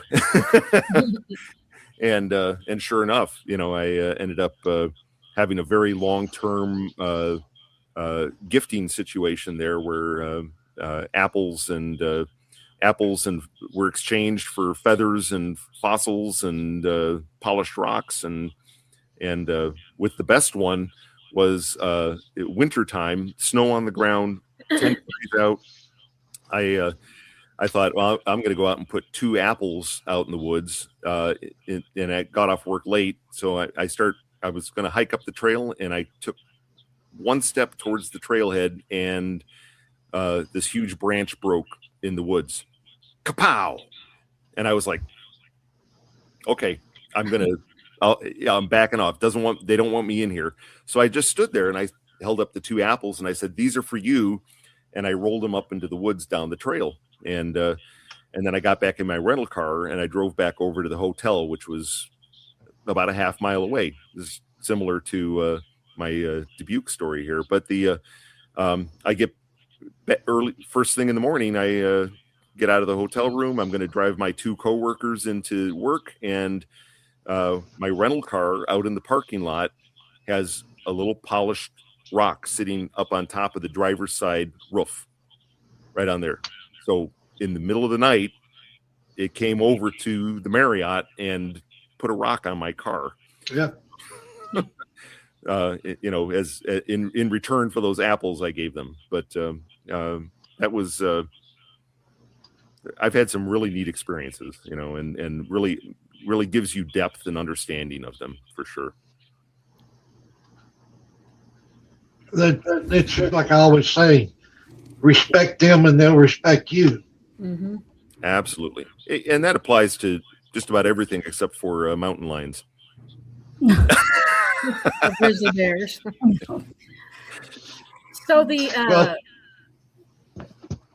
not to change the subject here, but I was wanting to know, one of my Bigfoot heroes was Jeff Meldrum. And the man just fascinated me to no end.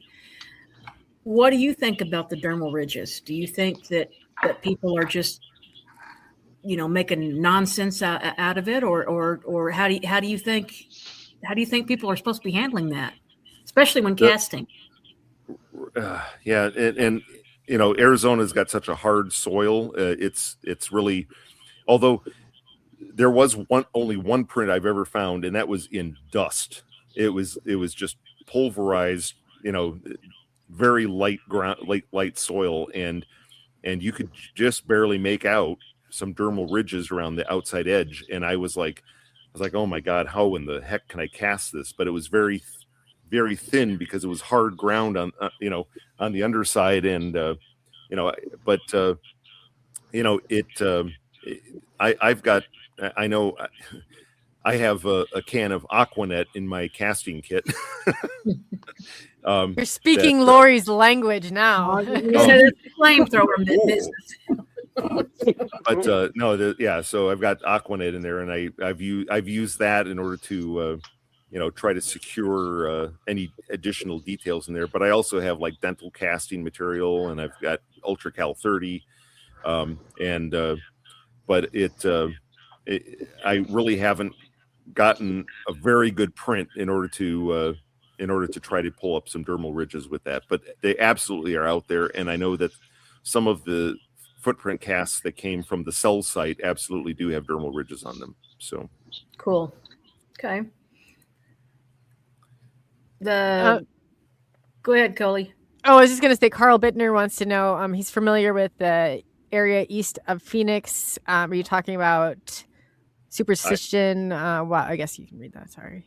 Yeah, no, Superstition Wilderness, absolutely. There's an entire lake chain out east of Phoenix. You got Saguaro Lake, Canyon Lake, Apache Lake, Roosevelt Lake, and of course, if you're surviving in the desert, you need water, right? And but there's plenty of wildlife. There's tons of mule deer, and of course, a lot of other animals, especially nocturnal animals, snakes, and it's I think it's a potpourri. Plus when they're by all those lakes, the Fish and Game stocks those lakes, so and there's a lot of crayfish in there as well. So they have the habitat. They've got the areas that far sides of those lakes that humans just don't go, and the only thing they have to worry about is boaters during the day.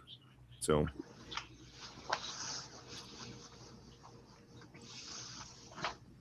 Well, that's all. What do you think, Carl, the closest is you've gotten to? I mean, seen one-on-one. Have you gotten in person, or has he kind of always stayed cloaked or hidden from you? Well, so the closest sighting I had was obviously about that 12 inches from my face on the other side of the glass that illuminated. That was remarkable. But probably the next closest was about 30 feet away, and that was my first sighting where a female stepped behind a tree, and my nephew and I witnessed her. I saw her take that final step before she went into hiding behind this tree. Profile view. That's how I know she was a female. And I know I've had people ask me that, and I'm like, well, okay, if I have to explain that to you, your dad didn't do a good job. But go back to the birds and the bees, huh?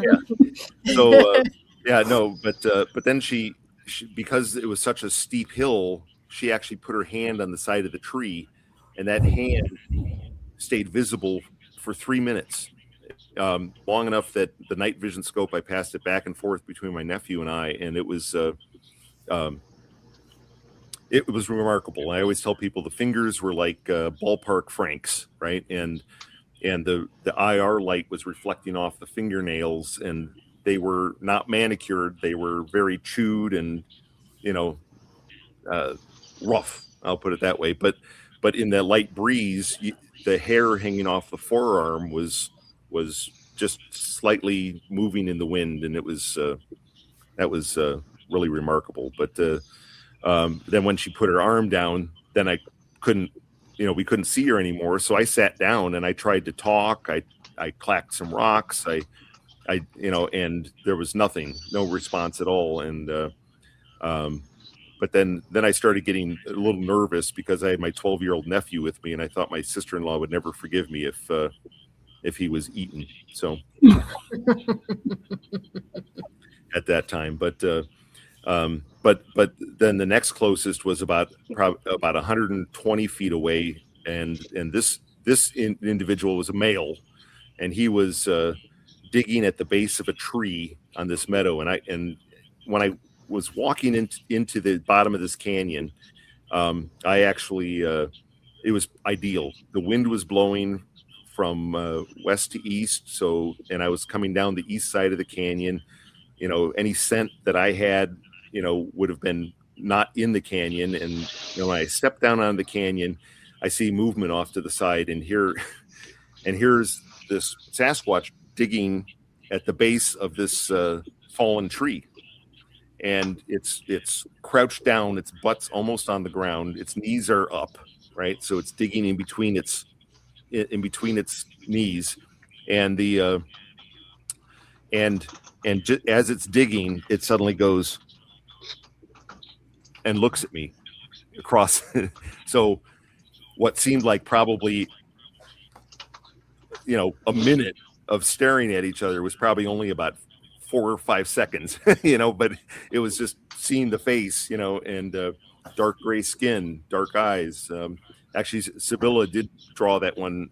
Sibylla Irwin did draw, that sighting for me. But with that, it leapt up, and its very first step was later on when I went back over there and did measurements, was 6 feet away from where it had been crouched. So imagine something that looks like a tree stump initially erupting into 8 feet tall.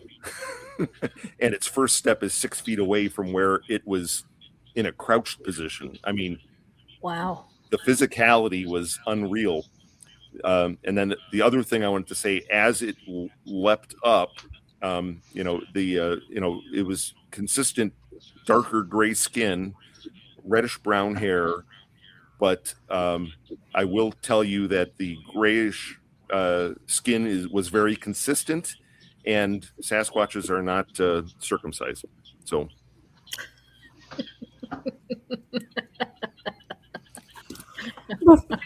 all you ever wanted to know about the anatomy of Bigfoot is happening tonight. Wow. Yeah, right. Can you say yes, teacher? Yeah, exactly. Yeah, and if you have to ask me, how did you know it was a male? Yeah, once again, you failed. Didn't you say you had a black eye? Oh, no. Sorry. It's bad. God, Cindy. Oh my God. Excuse me. What's funny about that, when they, like Carl was talking about, when they stand up and step like that, they can be stepping there like a stump, and it's just so smooth for them just to stand up and go. You don't know how they do it, because there's no way that we can stand up like that so smoothly. Well, and we always make all kinds of noises, and our bones snap, crackle, pop. Yeah.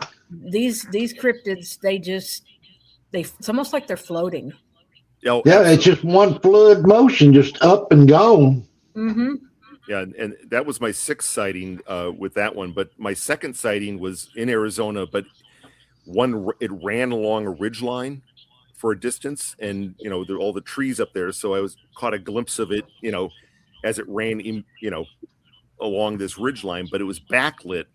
And I always tell people, I'm like, the orange brown hair. Now, it very well could have been the same individual, because this was probably less than 1,000 feet from where I had my 6th sighting. But and it was a male. It was large. It was impossibly large. But when he ran so smoothly along that ridge line, and as he ran, his hair was not matted like you see a lot of TV commercial Bigfoots and stuff. That's because he uses Aquanet. Absolutely. Yeah, I think you're right. No, but the hair flowed. I always say like a L'Oreal commercial. Just the hair was just flowing, and it was, and then gone. I mean, it was 2-3 seconds of sighting, as it ran, but the smoothness of that run, and the speed of which it took off. It was at that point during my 2nd sighting, I said, you know what? They could take me anytime they want, and they don't. So don't worry about it. And that was my attitude. I was just like, there's no combating that. So you just deal with it, right? If they want me, Don't be scared. they're going to take me. So There's no car door, no house wall or door going to stop them if they want you. right. Oh, that is absolutely true. That goes all the way back to the Ape Canyon story. So if I put my hand up and say stop in the name of love, that won't work? Depends. That's only if you have backup singers. You got to wrap Lori up in a taco shell or something. Dude. Coley with the tambourine. No. So before no your hammock first sleeping. experience, I'm sorry. I just said 1, no 2, 3, hammock go. sleeping.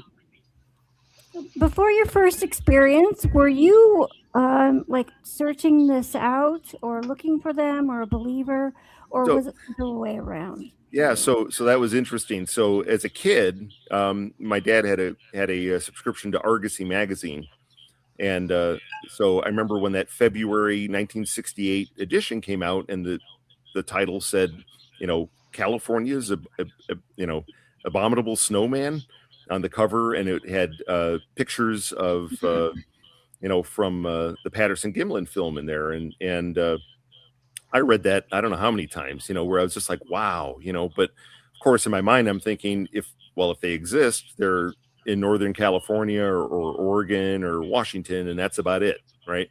Mm-hmm. But I always believed, right, possibility, right? I was always a curious kid, and but I didn't do a lot of, I wasn't going in depth, but I did see as a double feature in the movie theater, actually, with Star Wars, they actually had In Search of Bigfoot with Leonard Nimoy, and that kind of reignited me a little bit, where I was like, it's a possibility, and yeah, exactly, and so I, but then fast forward to 1982. I was camping up on the Mogollon Rim in Arizona here with two friends. We had a inflatable Zodiac boat that we and there's no motors allowed on that lake, and so we paddled it across the lake and set up camp, and 3 guys in a tent. Actually didn't have any beer with us, believe it or not, but. It was that was too much stuff to carry in the boat, but we went out there, we fished for a little while, and then cooked some dinner, and then went to bed.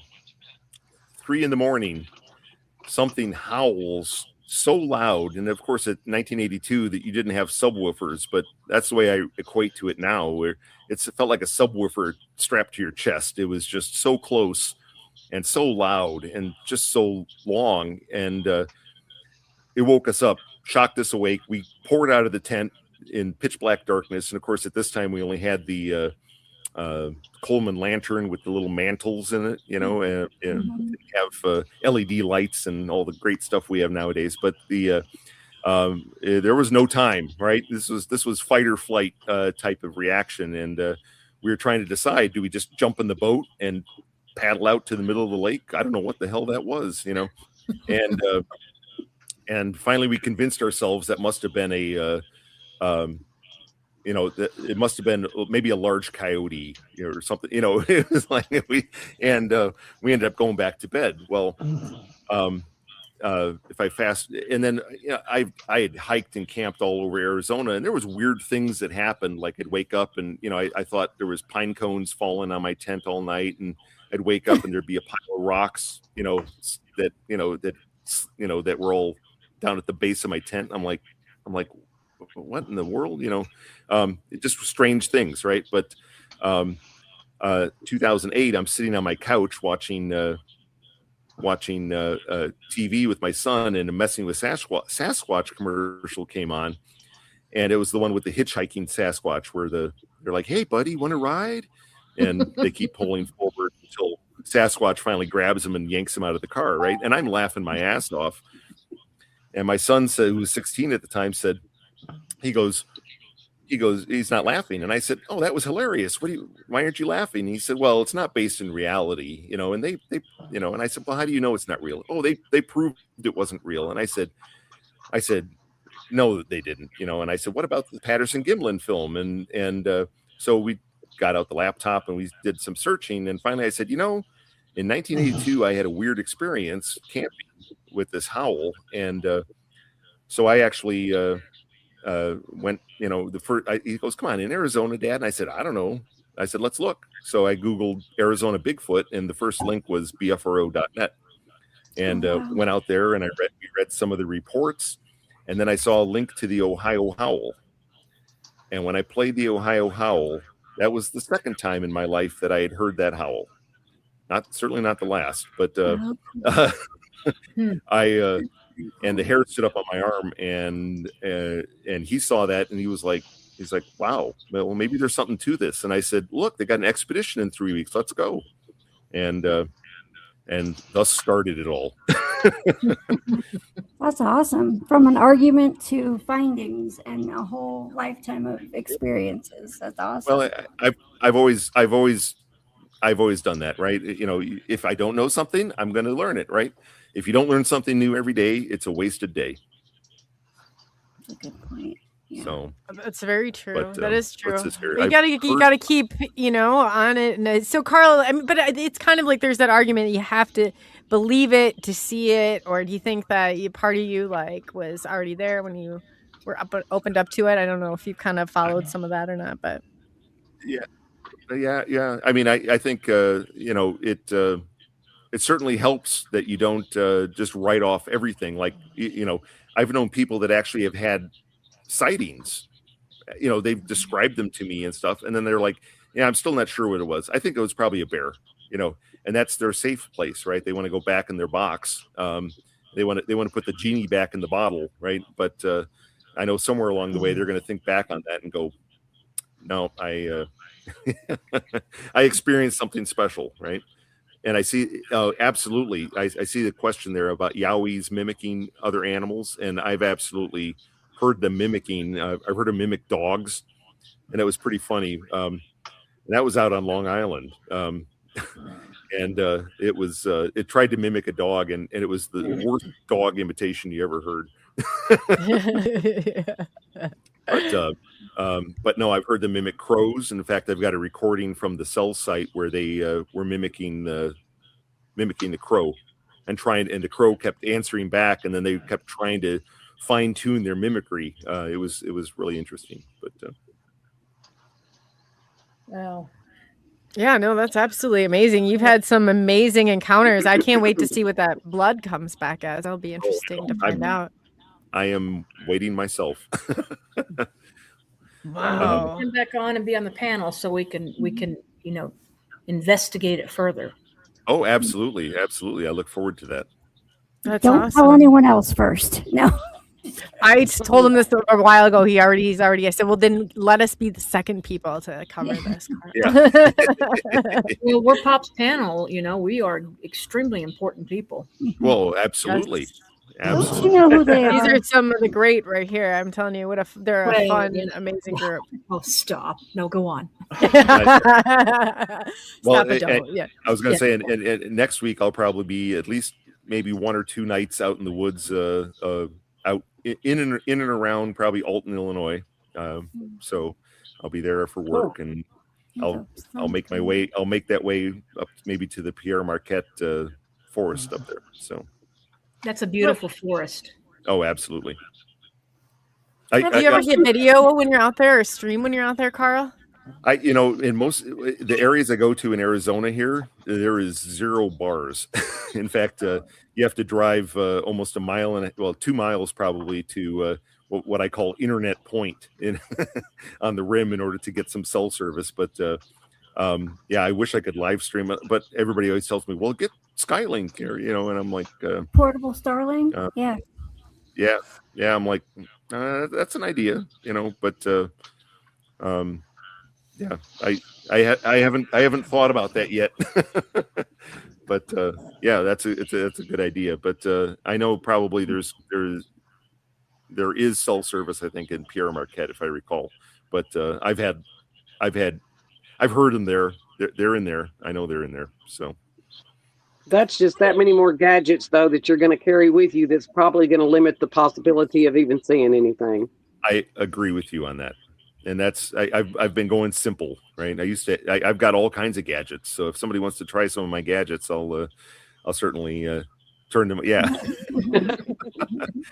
but my favorite though is the non-invasive remote audio traps that have audio recorders that I set timers on them, and they're they turn on at 8 p.m. and they turn off at 8 a.m. Right. Nothing with infrared lights and that sort of thing. So yeah. No, but the funniest part is, even though if I hang them 12 feet up in the, I have a extension pole that I use to hang them like 12 feet up in the trees, and in many different places. And 2 a.m, there's something right there, tap tap tap tap tap on the microphone on the box. As it's hanging 12 feet up in the air, So, well, you just said you're 6'5", so that combined with the length of that pole, I mean, oh yeah, it's like what the hell's going on here? That's not a bird. No, not in the middle of the night. And and I've got 37 inch arms, So try finding those shirts. It's tough, but I used to play 2-man sand volleyball back in the 80s. So kind of professionally on the beaches of California and Arizona, and not beaches in Arizona, but certainly the sand courts in Arizona. But yeah. Or hey, at least you're getting something, though. That's better than nothing. I mean, even the tap, tap, tap would be really interesting. I would be thrilled just to get that if I put my recorders out. So at least something. I have probably several dozen of those. I've got where one actually apparently came tapped, and then I thought it left just from listening to it, and then it apparently just sat down near it, because about 2 hours later I hear a tree knock from a distance away that was recorded, and then this individual gets up and walks over, like picks out a stick, and then it sounded like wood on rock goes crack on this rock. And when I went to go pick up the recorder and listen to that, I went back over there after I listened to it back at camp, and I was like, I went back over there, and sure enough, there was a big flat rock that was not a distance away, and there was a fresh piece of wood that was just smashed on that. But cool. Yeah. Well, I guess we could go back to the olden days, with the cameras that you can just walk around, like the Patterson-Gimlin films, you know. Yep. Yeah, I do own one of those. I actually sought it out just so I could have and kind of be able to look at it and refer to it and try to figure out or understand what they were going through when they were carrying that camera. But yeah, and they're not light. It's pretty chunky. So yeah. Benno says, be careful. He's going to kill me for saying this. It's fair game, Benno. Remember, you said everything is fair game, but it says, Carl, be careful out there in the woods, bro. You might be closer to a female Sasquatch tonight. Yeah, I better not whoop too seductively. Right? Yeah. Well, he does go by Carl Sup. Yeah. Hey, that's my last name. Carl, yeah. Yep. There it is, Carl Sup. Sup. Yep. Everybody always told me that when I was growing up, they said, "Oh, that must have been shortened from Sup Brzezinski," or but it's always been Sup. I've traced it all the way back to 1450. Wow. When the first Sups in Old Czech, Sup means bird of prey, and the first Sups were falconers. So when they were handing out surnames, that's how they got the name Sup. So awesome. Now we can't make fun of your last name. Dang it. Well, Keith, you're being quiet. Cindy. Are you awake over there? Oh yeah, I'm fine. Thank you. Listen, it's a good show tonight. Yeah, I just hadn't heard you say anything. I was just Yeah, making sure. Sup, No. Keith? What it is, Up down there, we see you. Yeah. You know, Yeah, it's- and Carla, I'd love to thank you so much and for coming on. I don't know if I know Keith, did you have stuff that you wanted to talk about too with I know you think Popset or something. Did you have some updates on the cryptid stuff? oh, we're good. I'm actually enjoying the show. That's why I'm not talking too much. So Okay. No, I do too. I just wanted to make sure that for some reason I thought that you had an update or something else you wanted to. I didn't want to forget about it. oh no, not. Yeah, go ahead, Gary. Keith got something more to tell us, but we'll do it on another show. And like he said, listening to Carl has been a trip tonight. Thanks. Yeah, very interesting. Appreciate you coming on, Carl. Oh, it's my pleasure. My pleasure. Yeah, Carl, it's absolutely been fantastic. I just go around with the group and see if anybody has any last questions or anything that they'd like to talk to you about. Pops, you want to go first? I don't have any questions. Carl, you're a very interesting young man, and sup? I don't know about that young, but I'm trying to be delicate, okay? Okay, all right. But as I've always said, I just love to learn new things about this, and it's amazing the different things that people say, and you can always tell when someone's genuine. So I thank you for being that way, and I look forward to more conversations with you. I as I do as well. Awesome. So, but we learn from each other. Yes, sir. Yeah, Carl, compared to me, you are a youngster. Yeah, well. Like I said, Carl, thank you for sharing. I mean, I've really enjoyed listening to it too, and thank you for sharing that you had some of that stuff on Greenwave or MK Davis, because I'm going to go back and listen to that because I've missed it somewhere down the line. But very very interesting, and thanks for sharing with us. Oh, you're welcome. Yeah, that was a lot of work. It's a lot of that audio, getting that cleaned up because. I always told her, initially there was so many people saying, "Oh, that must have been a hoax or whatever," and I was like, literally, I pulled, it was so faint and so distant and so obscured, but I could hear something in there, and I end up pulling out some of the language and talking and so forth. And it's like, I'm sorry, if you're gonna hoax it, you're not gonna get 1,000 feet from a microphone and mumble, right. over there. Well, and on a spectrogram, and that hertz spectrum, or however you say it, right. that's impossible to really hoax. I mean, you can't do that. Absolutely. So that's interesting, and I'm into the frequencies and all that kind of stuff. So that would be, I really can't wait to go back and hear that. Oh yeah, no, and that's I'll let you. I'll let you listen to that copy of that of the infrasound. Sorry, I don't have it here for all the listeners, but you can just email it to us.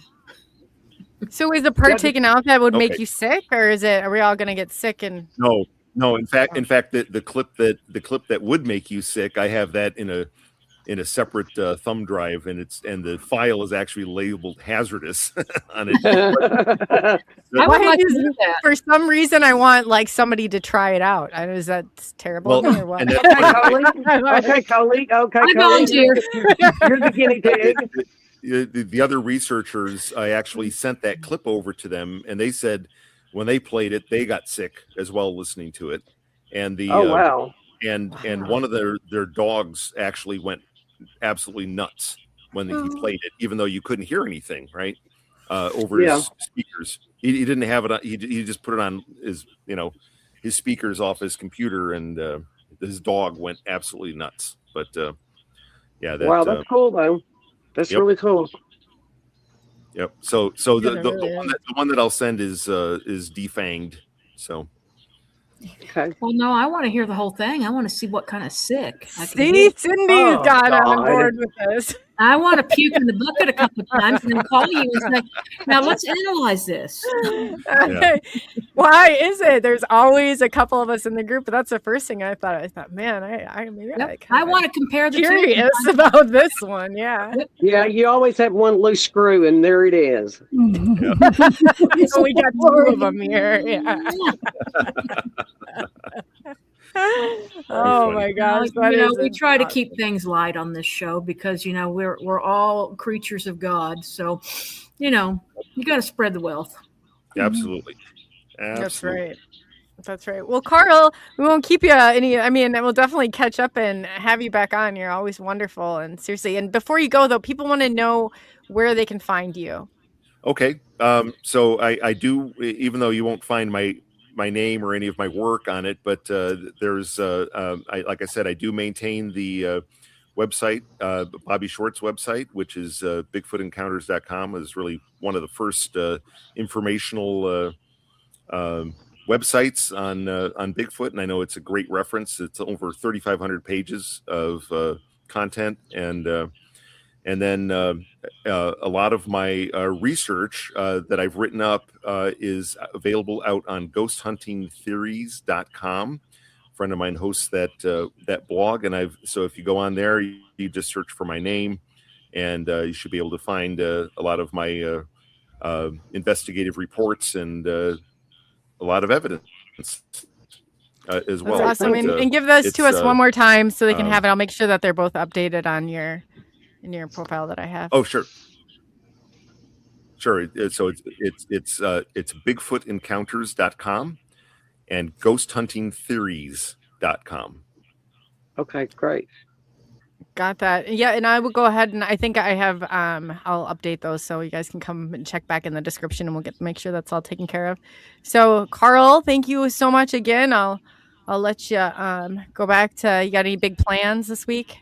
Anything exciting going on? Just trying to get through actually teaching a class for work, and then I'm off to St. Louis for a week of work there. So continuing my remote Bigfoot work as I mix work and pleasure. Well, welcome to the state of misery.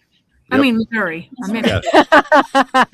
And if you're ever in their territory, they're up by the LBL. Well, you guys get around quite a bit, but definitely you should go out. This is a great group. I go to St. Louis all the time with Martha. Martha says hi, everybody. Hi, Martha. Hey, Martha. But Martha is my best friend, so she's in there. Safe travels. Yeah, safe travels out there. Yeah, be careful out there and keep us updated on all of your encounters and findings because it's very fascinating. Oh, yes, it is. I absolutely will. Awesome. Thank you, Carl. That was awesome. Carl is, he's definitely amazing. I always learn so much from these shows. It's just like, I just sit back and I think, how much, but there's so much to this. And I mean, this is a great panel, Pops. I mean, this is really a great crew. I think it's really creating a lot of good awareness for everybody. Well, that's what it's all about, is to let people know what's going on and show that they're not all bad, that there is a lot of good in it. And that's the main point we want to get across, that and respect. Mm-hmm. And that's true because there's so much of that and everybody wants to jump on the fear narrative, but you've really kind of opened a lot of eyes. And to hear, Carl say the same thing, and I've heard you kind of echoes, when I hear it, Pops, like they're just like you and I. They're just, they're just a different, type of person, or I don't know how you worded it so many times. I mean, you've really gotten that across. So I think that's amazing. And for people who don't know, Pops has an unbelievable connection with them, and he's been watched over, and your family has been watched over. Yeah, they're, the way I say it, and I'm not the only one, there's a lot of people believe it, they are a people just like us, just a different race of people. Yeah, look how many races, look how many races there are. They're Asian, Japanese, Americans. I mean, we all come from somewhere else at some time. Native Americans, they are just a different race of a people. Forest that's- people. Yeah. Yeah. And It's a real I've part said it of over and over. If I could, I'd be right out there with them. I'd rather be out there as living in like we do. Technology has ruined us. Mm-hmm. At one time, we had all the same gifts that they have, the same abilities that they've got, but we've lost it all because we've been dumbed down in technology. Now shut up. I'll get off my high horse. No, when you say that, Pops, do you No, think I that agree. technology is a threat to them? Like that AI may, pose some even more complicated issues for them, like such as locating them or making it a sport? Or It's definitely a big threat to them. And what it's boiling down to is they're watching these AIs, and then they see this AI picture of a Bigfoot taking a woman out and kidnapping them or killing somebody. And it's all AI, but the people that don't know don't believe. They believe it. They're not investigating what really happened, and they don't even notice that it's AI, even though it's got to be marked as AI. But they believe that, and then they go spread the word, and it just causes more fear. yeah. Yeah. Well, your brain can't, if it's real enough and it looks real enough and AI is there, your brain can't distinguish when it records it between the two. If we really think about it, this could be getting really ugly at a certain point, but it can't distinguish the difference. So we record it like that. We can obviously logically say, okay, this is this and this is that, but our brains record it totally different. That's right. And that's why I've told you before. That's why I have started coming on the shows, just to spread the word that they are not all bad. There is thousands upon thousands of stories of them helping people. Because they come look in your window don't mean they're being aggressive. Because they're throwing rocks or sticks doesn't mean they're being aggressive. They are just telling you that you're in their territory, and you didn't respect them by telling them why you were there.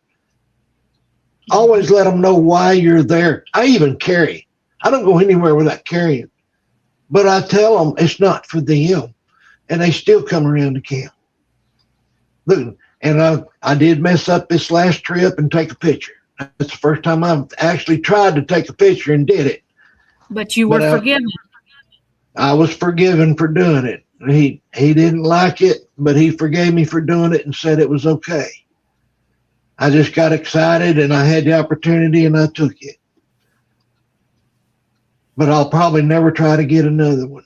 It's all a learning experience for everybody. I've always said it is, nobody is an expert. I don't care how they label you. You are not an expert. There is always room for improvement and always room for learning. And if we don't come together and try to talk about things and don't badmouth people, it's just because one person says, oh, that's a bunch of crap, doesn't mean that this other person doesn't know what the heck they're talking about. So I think everyone, there's quite a few people in chat that says, we've got to be respectful. And that's the key word. I think they're all cryptids, all people, be respectful. Yeah, 100%. Dogman's just another race of people. And as I said a while ago, I would have been gone a long time ago. So would a lot of other people I know if Dogman were as vicious as people claim they are. People say they're snarling at you, they're smiling at you because they know you're scared and it tickles them. How does a dog smile? A dog smiles by showing his teeth. They're doing the same thing. That's all they're doing is smiling. Because if they want you, there's nothing going to stop them from getting you. Nothing. Mm-hmm. That's right, Nighthawk. It's called a walk in the beauty, and it's true. Yep. When he said that before, I was like, oh my God, he's right. You know, you're out there like no door, no lock is going to stop them if they want to come in. I mean, clearly. You know what's interesting about this stuff is that it's very profound to listen to people's incidences and listen to them talk about it and share their experiences. And I think everyone on the panel has had an experience of one thing or another throughout life.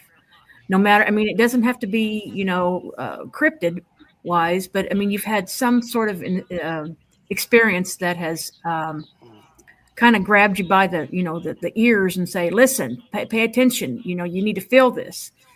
And I think that's what's happening more and more is people are opening up their minds and they are trying to experience what's going on and trying to figure out, what are these things? Just like those things are trying to figure us out. That goes back, it's a full circle. I've got a quick story that I haven't told yet. We were at Dogman Ranch. I can't say where it was at. It's privately owned property. And there were several of us there walking around in the night. And I knew there was dogmen around. I could feel them. But we were walking towards a tree. We saw something over there. He couldn't figure out what it was. So everybody else stopped, but the landowner and I kept walking. We got about 30 yards from it, and we both, at the exact same instant, stopped dead in our tracks and said, it's pure evil. And we didn't turn around. We started backing out of there. We had walked up on a portal, and you could see and sense the pure evil inside that portal. The landowner and myself was right there side by side. And the next day, we went back over there during the day to that exact spot, and you couldn't see the portal that day. But that night, you could see the portal, you could see in it, and you could see the pure evil in it. Everybody backed off out of there, and we left that area for that night. Wow. That's what I'm saying, though, is the dogmen were there, and they were keeping us from going in there. They're the ones that told us that was pure evil, not to go any farther. They've so you think it was there twice. As a safety mechanism? Yeah. They in that same place. I wasn't with them that night. I normally stay in camp. And twice I've gone out with them in the night, but normally I'm the camp dog because I can't walk very good. But they went out and they were walking back. There's a quarter mile from camp, and there was the dogman pack, had them surrounded and walking back with them because there was I don't know what you call them, but there was 4 or 5, what do you call them stupid things? People? No. Whoops. Shapeshifters, pale crawlers. Pale crawlers, thank you. There was 4 or 5 pale crawlers following the group that I was with. But like I said, I was in camp and they were walking back towards camp. The dogman was keeping the pale crawlers away from the other people. That's where I said they are not all evil. Go ahead, Keith. Yeah, one of my experiences that I had will kind of go in line with what you're saying there, Gary. I'll put this one out here. Out by where I live, and I've said this on other shows before, if anybody's interested, if you go on YouTube here and you look at the 2012 remake of Red Dawn, they had a scene in there, I think if you look it up, it's just the cabin scene. Okay, that is actually right in a hot spot for dogman territory from a majority of my experiences. Now, the thing that a lot of people didn't know about that cabin, it was an old ranger station for the park. And after it closed down or whatever, some people had gotten in there, God, when it was, I think it was in the late 90s.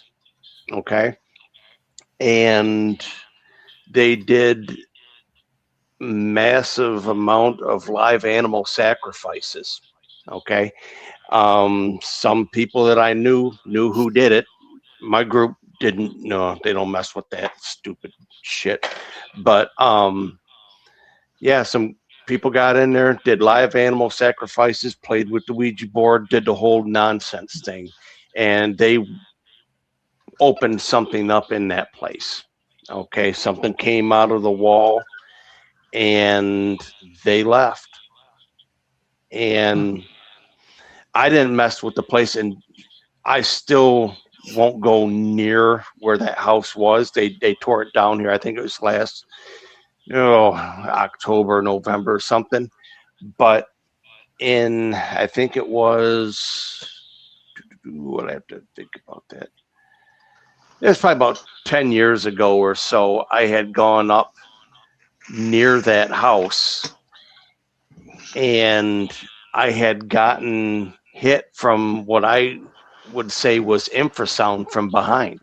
Instantly, dry heaves and everything like that. And basically what it was Dogman had come up behind me, and it was their way of getting me away from that house. Now, I got probably 4 or 5 feet away from that house. Just, I was gonna touch it or whatever because I was catching some energy off of it, and they distracted me enough to get me away from that place. Yeah.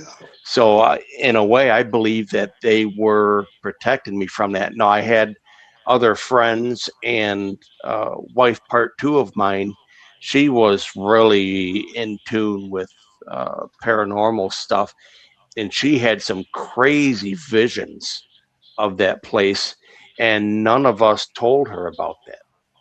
So yeah, with being Dogman, are they intimidating? Absolutely, because we as people cannot grasp what they physically look like. We're basically told throughout Hollywood or folklore or anything like that these things are absolutely evil and bad. Are there some? Yeah, I mean, so is everything else. But yeah, I believe totally that they protected me from that area. And I had another time where I was in that same area, and I didn't hear it, but I had stepped out. I went to look at something that was it goes down a steep embankment into a swamp. And I was getting ready to climb up over the guardrail, and I didn't hear it, but something told me to stop. When I got back into the car, the person that was with me, she said, "Did you hear that growl?"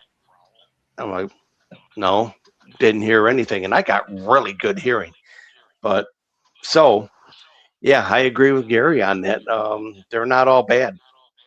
They're all intimidating. So take that for what you will. They're just scary. I mean, as with people, we can kind of associate Bigfoot or Sasquatch with apes or gorillas or even us to point. Dogman, that's a whole other story when you see those out in the wild. Well, and why would they trust humans? Because think about it. If you stand back from just a point of view, humans are destructive. They go out and they destroy the forest. They make litter. They don't respect the land. They chop down trees. They, so you can only imagine what they think of us. So you can't really blame them. Don't blame absolutely. them And, I think I get away with, I get away with it. I'm still alive. So I would say I kind of get away with it going out there. That area, which is Western Oakland County here, this is where my family on my native side, we're Potawatomi natives, they're still in this area. So I do have a strong belief that my ancestors had some type of relationship with them. Now, I'm not saying it's all, hunky-dory and, sunshine and daisies, but I think they had some type of respectable relationship in the past that it carries throughout the generations. You know, I think, you know, even that they are out there, they're just taught. So, yeah, now my buddy that had an issue out there, he got his ass handed to him once, but he went out there looking for a fight. And, you know, in a later show or whatever, we'll get into that. But that's what I was yeah, thinking to say, intention and your vibration of when you go out there, they know before you even get there what you're there for. And if you're there for good reason or not, that's what's going to make it to be a good experience or not. Well, yep, exactly. And I'm the same way. I'm the same way as Gary is I'll go out there and I have some type of hardware on me and they know it's not for them. So, you know, it's for, you know, whatever the Methosaurus Rex that's out there or whatever you got to watch for. But yeah, they're cool. I mean, would I go hold hands with them or go try and pet one? No. Well, Keith, I don't know if you all can hear me or not. My screen is frozen. Yep. But when you mentioned Potawatomi, my grandfather, my mom's dad, was the chief of the Potawatomi. And and that's through the Oklahoma branch. And some of the stories that he would tell us growing up. Now, mind you, I was small when he passed, but I just have a vivid memory of everything that he told us and taught us. But he would always talk about Lishima, and Lishima means like a dog creature. Okay. And when I was learning how to speak in Potawatomi, you know, that was a forbidden word. I mean, we had to know what a dog was, but the way it was put itself out there, you know, the way that if somebody has had an encounter or something on the reservation, they would say, oh, well, we don't talk about that. That's a no-no. And the evidence mounted up about these dogmen so quickly. And and to this day, I have not seen a dogman that I know of. But I could always remember my stories that my grandfather would say. And especially it was kind of weird because in our tribal, when we would have tribal meetings and we had to wear the regalia, every single time we had our regalia on and we were serious, no jokes aside, dancing around the fire, something weird happened. And you could see little shadows out of the corners of your eyes in the forest line. And Grandpa would always say that was like a dog. And he didn't specify grave details. He just said it was a dog and it was evil. So, I mean, yeah, I know the stories of that. And you kind of just, you know, perked my ears up when you said the Potawatomi, because that's every Indian tribe has their own idea of what a dogman is. Yeah, I had a little bit of a situation one time. I think this was back in roughly trying to think. This is, I think, roughly right around 2012, 2013. I had a buddy of mine. He said, yeah, go out there and speak this. He told me something. And I went out into that area and I said something in Native American. I don't remember what it was exactly, but when I said it, the woods and stuff went freaking insane. The energy changed. It was almost like if the woods could come alive and just remove me from the census list, it would. And I went back to my buddy and I said, what did you tell me to say? And he told me what it was. I said, what language was that? And he said, Lakota Sioux. He said, because he was Lakota. And I'm like, what in the world? Why would they go so mad? And then I didn't put two and two together, but I guess at some point, Lakota and Potawatomi may have had some type of beef with each other. I don't know. I never really bothered to look into it as far as the historical end of it or whatever, but I didn't do that anymore. And then when I went out there again, I said something in Potawatomi, which is what a Algonquin dialect, I do believe. I'm not sure. I don't remember exactly what it was that I said, but it was calm at that point. So that was a pretty interesting experience. Awesome. Yeah, that's See, all that's just more fascinating. So knowledge. I guess More I supposed to learn. go ahead. I was just saying that's just more knowledge. I mean, that's interesting to hear all this. I mean, it's pieces of the puzzle being put together about all these different things that are out there. I think it's just great for all that to happen.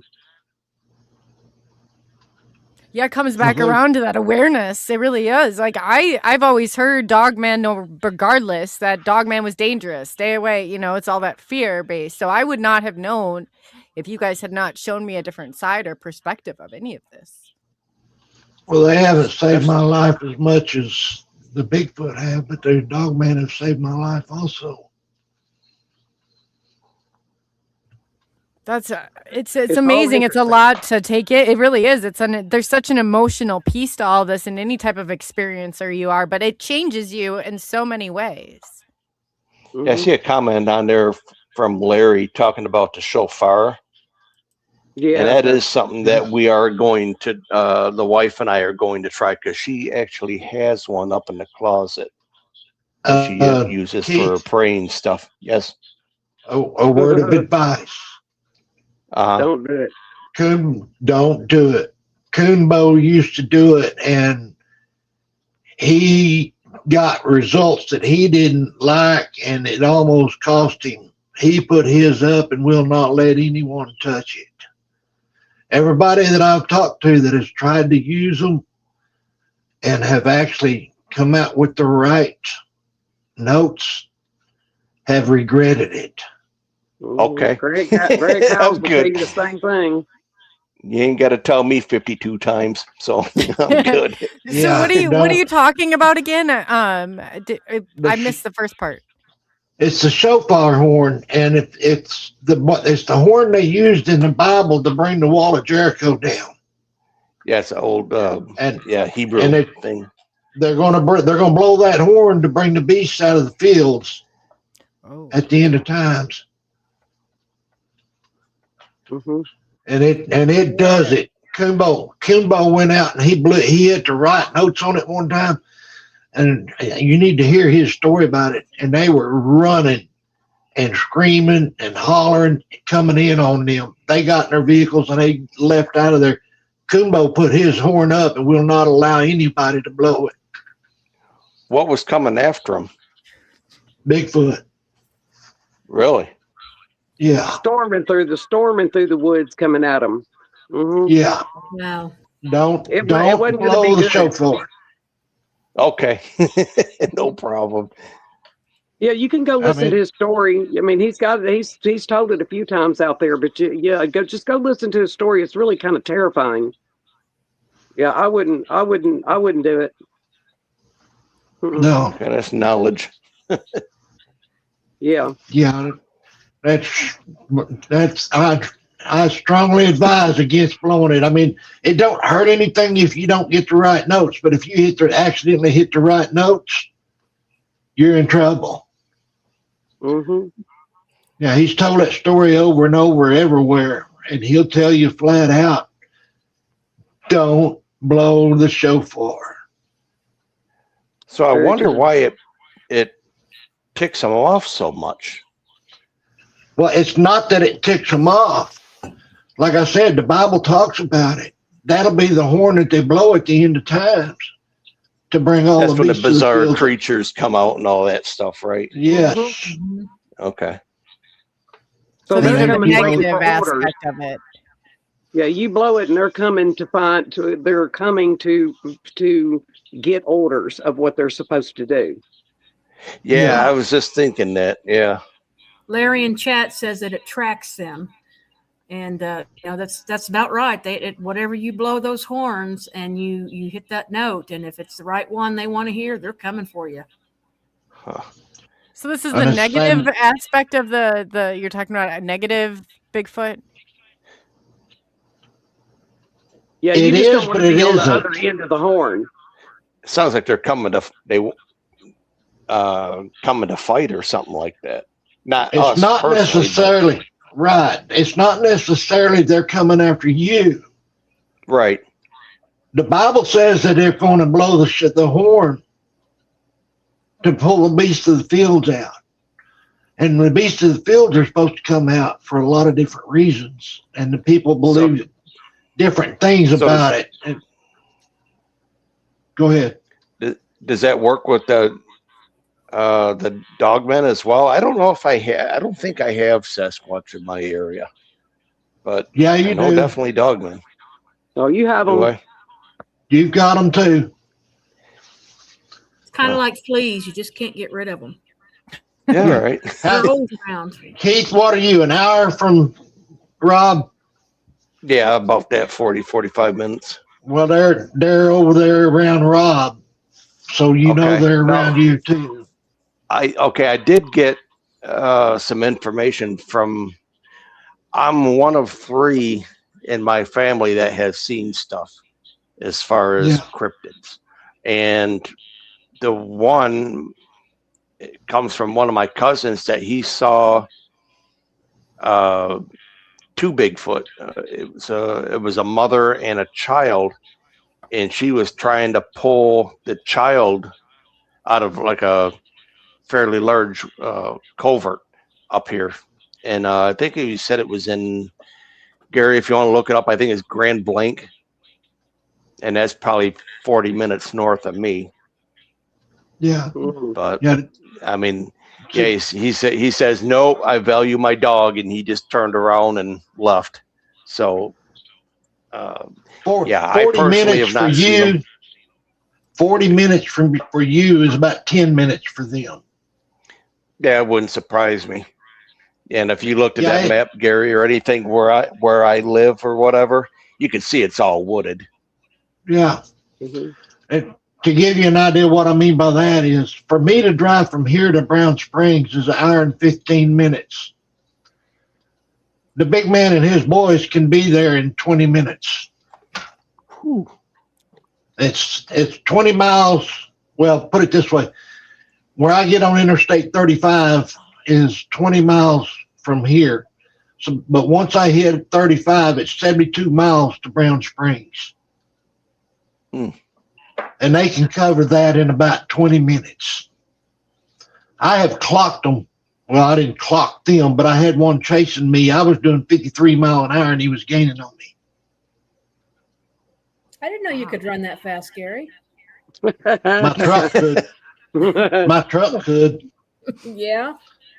I had that truck floorboarded getting out of there, and he was staying up with me and gaining on me at 53 mile an hour when I looked at the speedometer. Wow. They can move when they want to move. I've been chased once. That was enough. That was back in October of 94. Same thing. My buddy doing about 40, 50 miles an hour on a back road. And that dogman, oh boy, from about 200 yards out, caught us within probably 100 and 150 feet. Wow. Yeah. But that's what I'm saying. It don't take him half the time it would take us, because we got to follow the roads. They don't. They go straight through the country and they can fly. Well, unless you got 4-wheel drive, Gary, now that's a different story. Yeah, I'd like to see you take a 4-wheel drive straight from here down to Brown Springs without getting on the highways.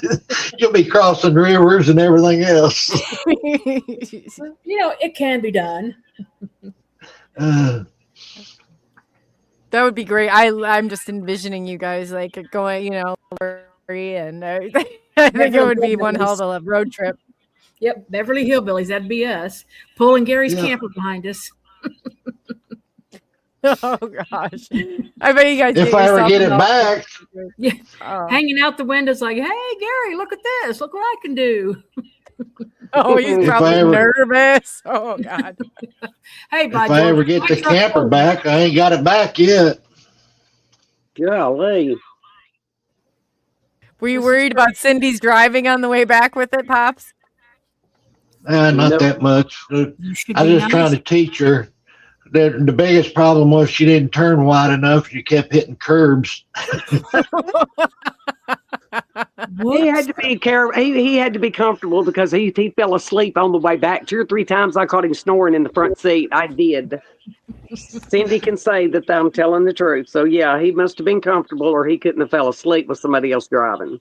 Well, I have to be careful with my truck. Ruby is my number one investment, and $65,000 these days don't go far.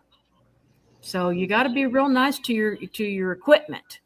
That includes when you're out there bigfooting as well. Did anybody else just see that orb fly over Coley's head? No. No, I can't see very well. I mean, 3. I'm on my phone, so everything is so small. I can't tell. I can't see anything. Is that your background lights, Coley? No, I don't have any on. It went off behind me. The time was 3 hours and 33 seconds too. That was crazy.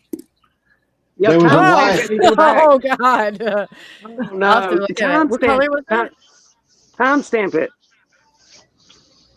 There was a white light went across the screen above, up to the top of her screen above her head. Oh, I have to go back and watch it. That's funny because in this area, I moved.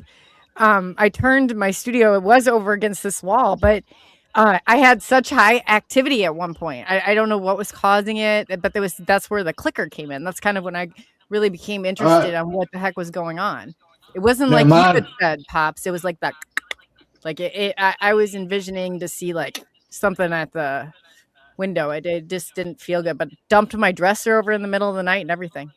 That's crazy. Well, the screen I'm seeing is 25 seconds behind where you said that was. So you need to, wherever Maya said that was, you need to go back about 20 or 25 more seconds. So right at about the 3 hour marker.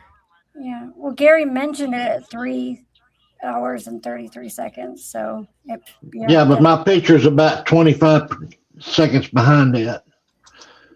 My phone that y'all see me on is even, but my computer screen keeps buffering and getting behind.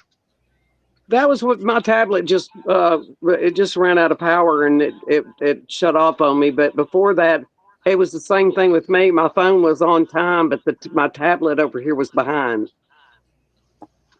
That's but it so went weird. off, so I don't know now.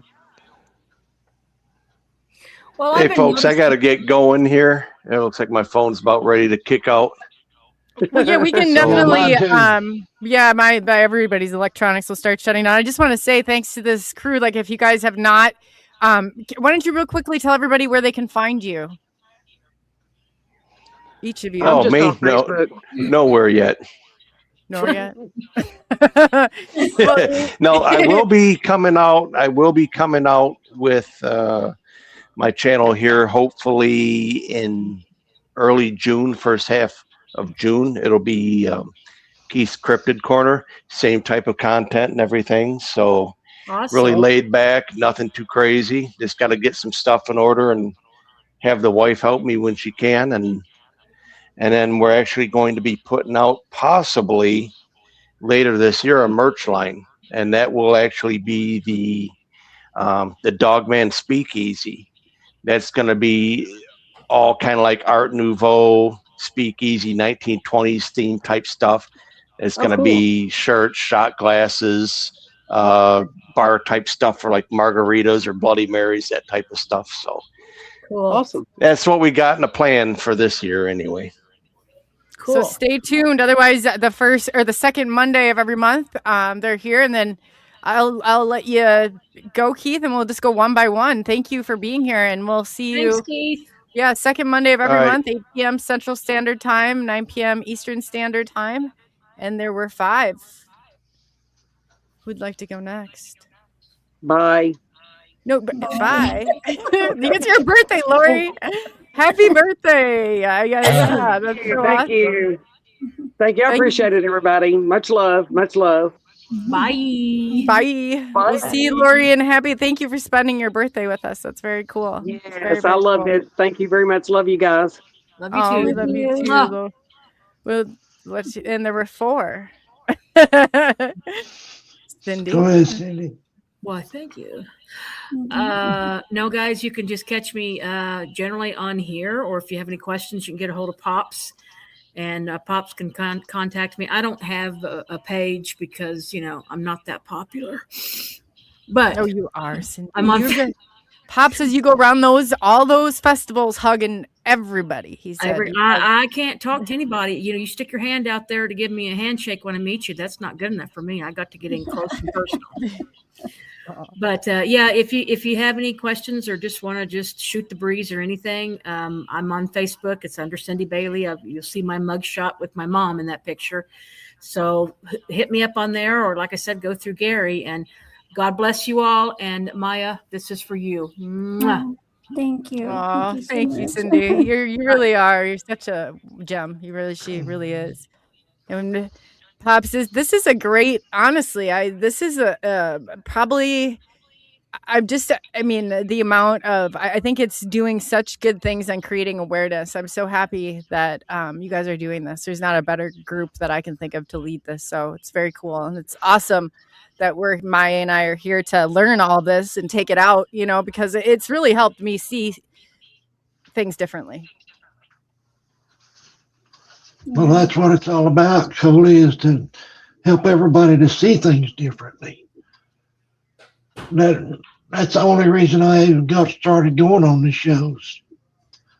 And Maya, we're still praying for you, and you too, Coley. Thank you. Thank you. Thank you. Everybody, I've got a YouTube page, but there ain't nothing on it but a few videos of cutting hay. But one of these days, maybe I'll get some more videos on there. Well, if you want the videos, Pops, too, and I can get you the stuff that you've even done so far, and you should put it up there, and the stuff that you've done. Definitely document it. I really don't know how to do that. That's one reason why I don't have that many videos on there, because I don't remember how to put them on there. Well, we're gonna teach you, see, on StreamYard, and then you could even do your own video from there. I got to get this lined up on StreamYard. It give me fits this afternoon. Yeah, it's not funny, but see, I'm glad that I'm not the only one who says, "Oh, I blame StreamYard." Well, now I've got somebody else who sees this. Some of the stuff that goes on is insane. Everybody's having trouble with StreamYard right now, but it just kept kicking me off and kicking me off and kicking me off. I was trying to get, I set it up to where Cindy and Lori could come on and we could make sure everything was going to work right. And it just kept kicking me off. And then, as I told you when we first got on a while ago, I can't run the StreamYard on the computer while I got it on the phone. For some reason, it's echoing real bad, even though I've got it muted. So I got to figure all that out. Other people to do that too. Nobody can figure that one out. That's like a mystery, the 7 mystery wonders of the world. I mean, right there, how it's muted, but it does that. Yeah. I had before somebody, 2 people that I couldn't even get to. For some reason, it shut my phone down. I think my phone was connected to my computer, and they were stuck and trapped. Twice it's happened where they were trapped, and I couldn't even get to them. Couldn't even get to them. That's the way it was earlier. It left them on it, but I got kicked off. And then they got kicked off, and I just kept having to bring each other back. But I'll figure it out sooner or later. I just got to learn that. Today's the first day I was even on StreamYard, on that side of it as a manager. So I got to figure all that out. And I wanted to say thank you, because Pops has taken it, and he does manage the account and the comments, and he's helped so much, and I really appreciate that he's helping out with some shows. I mean, there's nobody else that's more fan. I mean, this inside and out. So I really appreciate it. I mean, especially, some of the topics that I've hit has created some ripples in the wave, and I really, in the water, and I really appreciate it, Pops. No problem. It seems like that's all I do now is just stay on here taking care of shows, which that's fine. I just miss my fishing. That's all I can say is I miss my fishing. Are you going to get out there and go fishing? I mean, you got some plans to do so? No? Not unless I can find somebody to go with me. I won't go by myself now. if I were closer, I'd go out fishing with you. I've never been out fishing. Oh man, I used to go every day, and for the last 2 years, I hadn't been able to go but twice, and I really miss it. Plus, I love eating them too. Well, when you guys, if you come through here, I'm right on the Mississippi River. We'll have to go. Yeah, you're going to have to come down here and go down to the Brown Springs is what you're going to have to do. Well, you talk about paranormal. That's where you get into the paranormal at. That's right up my alley. Yeah. I have to look into the area, but that's right up my alley. I would love now to see I can start telling some of them stories now because I was letting somebody else always tell the stories about Brown Springs, but he's no longer doing a show, so now I can start talking about the stories. And there's a lot of them down there. I've heard of it, and I've heard of the area, but I think I know what you're talking about now. But that's, you should. The more awareness that you bring, because it sounds, so much of it reminds me of the paranormal. Everything that you guys are talking about, I mean, just echoes through. I feel like at some point, a lot of this stuff has to cross. I just wonder how much they're aware of. Like, do they see spirits? Are they able to communicate with the spirit realm? Oh, yeah. They're just like we are. That's what I said. At one time, we had the same abilities they have. And right now, they've got more than we've got because we have been dumbed down and technology has ruined us. But it's not them. They are just as spiritual as we are. They pray just like we do.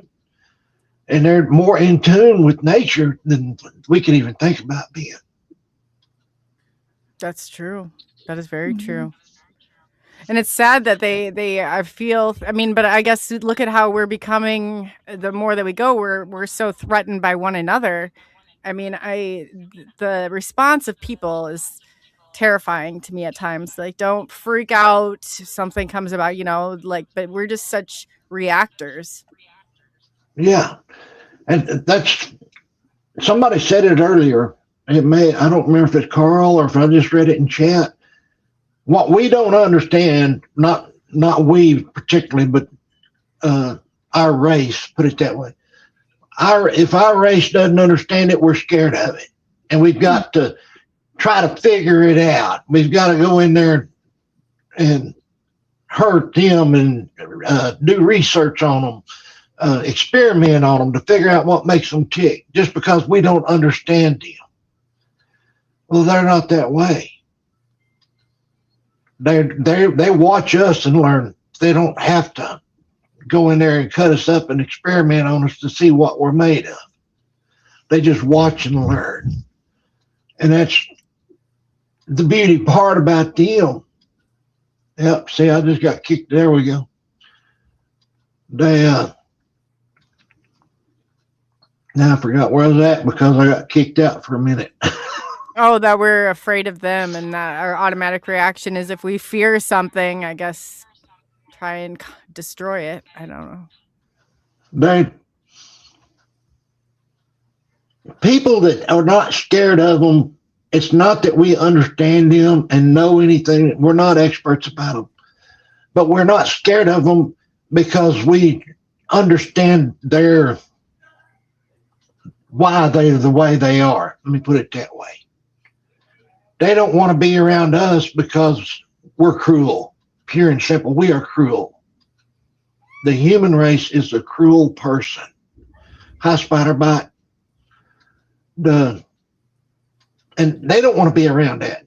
Just like they said earlier, people throw trash down, they cut down the trees, they destroy the forests. Every time we go to Brown Springs, I end up picking up trash for the first hour that I'm there before I even get camp set up. Wow. And they do not like that. But that's one reason why they respect me, is because I do go down there and clean up the trash. That's amazing. Yeah, we need to be a little bit more respectful. The grounds they will respect. Yeah. And I'm losing it. No, that's true though. I mean, with anything, the grounds and how respectful you are to the area, it makes all the difference in the world. And I know I've messed around before on not anything. I took sticks. I thought there was something that stopped a vehicle. It was going to roll off the cliff. But let me tell you, I learned, and I went back and I didn't realize, I guess I was so disruptive, but I can't imagine people throwing trash and everything else out. That's terrible. Oh, it's pathetic. I'm using a glass top table, dinette table for a desk. And I found it and 4 chairs down at Brown Springs. Oh, somebody had dumped out down there. I brought it home, cleaned it up, and I'm using it for a desk. That's why I said they throw trash out. They throw dead dogs out, dead animals out, goats. We've seen dead goats down there, dead dogs right in camp. We've had to take care of. People don't respect anything, and they don't respect us. So if you respect them, then they're going to respect you. If you respect, I'm bad about going out and cutting trees down to make walking sticks out of and forgetting to apologize to the tree spirits. I try to remember, but sometimes I forget. But when I think about it, then I'll apologize and say, you're going for a good cause. You're going to make somebody a walking stick. Every living thing on this planet has a spirit. And we need to respect that. We need to take care of that. That's what the forest people and the dog men do. And the other cryptids. There's cryptids that we hadn't even mentioned. We have no idea what's out there. Respect everything, and we don't. Not we partake. Go ahead. Your intention probably goes really far, though. Even if you do have a couple times where you forget to say thank you or apologize, I'm sure that those spirits out there already know your intention behind it, though, because of who you are. That's just my intuition talking there, but I feel like, the intention of things goes really, really far. It's all about intention. It really is. Yeah.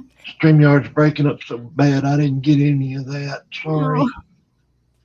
Yeah, she's just saying your intention's very good, Pops. But I really appreciate everybody. And if you guys have not seen Pops' shows in the past, I definitely encourage you to go back. The group will be coming on every month on the second Monday of the month at 8 p.m. Central Standard Time, 9 p.m. Eastern Standard Time. And they brought a guest on, Carl Supp, today, which was absolutely great in the panel. And it's just been a wonderful discussion. So, yeah, we really appreciate you guys. Yeah. It's always such a good show to walk into. Everyone's so happy. And as soon as you get into the backstage, it's just all cheers and smiles. Yeah. It's very lovely. Well, thanks, Pops. We'll let you get going then for the night, and thank you for all you do. I guess I'm starting to freeze up here a little bit too. I don't know what's going on. StreamYard. It's StreamYard. Mm-hmm. But yes, thank you, Pops. We'll appreciate you. And then we'll talk to you soon. And so Maya, thanks for being here tonight. I know everything in the world is just kind of upside down, but just wanted to check with you and see if you had anything that you got tonight.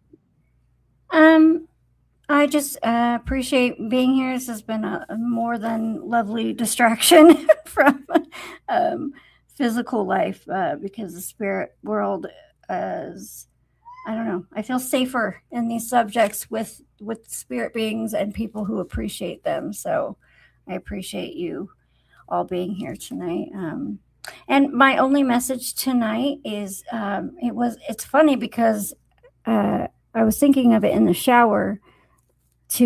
We all need to spend as much time in nature and having reverence and appreciating nature and actually vocalizing it or even meditating with it as much as possible. So, of course that subject came up tonight. We're talking about cryptids. So, but yeah, that's the so true. I said I could have the worst day in the world and I come on and you would think it would be the total opposite, but it's not. I feel so much better and more grounded after we do a show. Yeah. Yeah. UFOs in the night we're flying.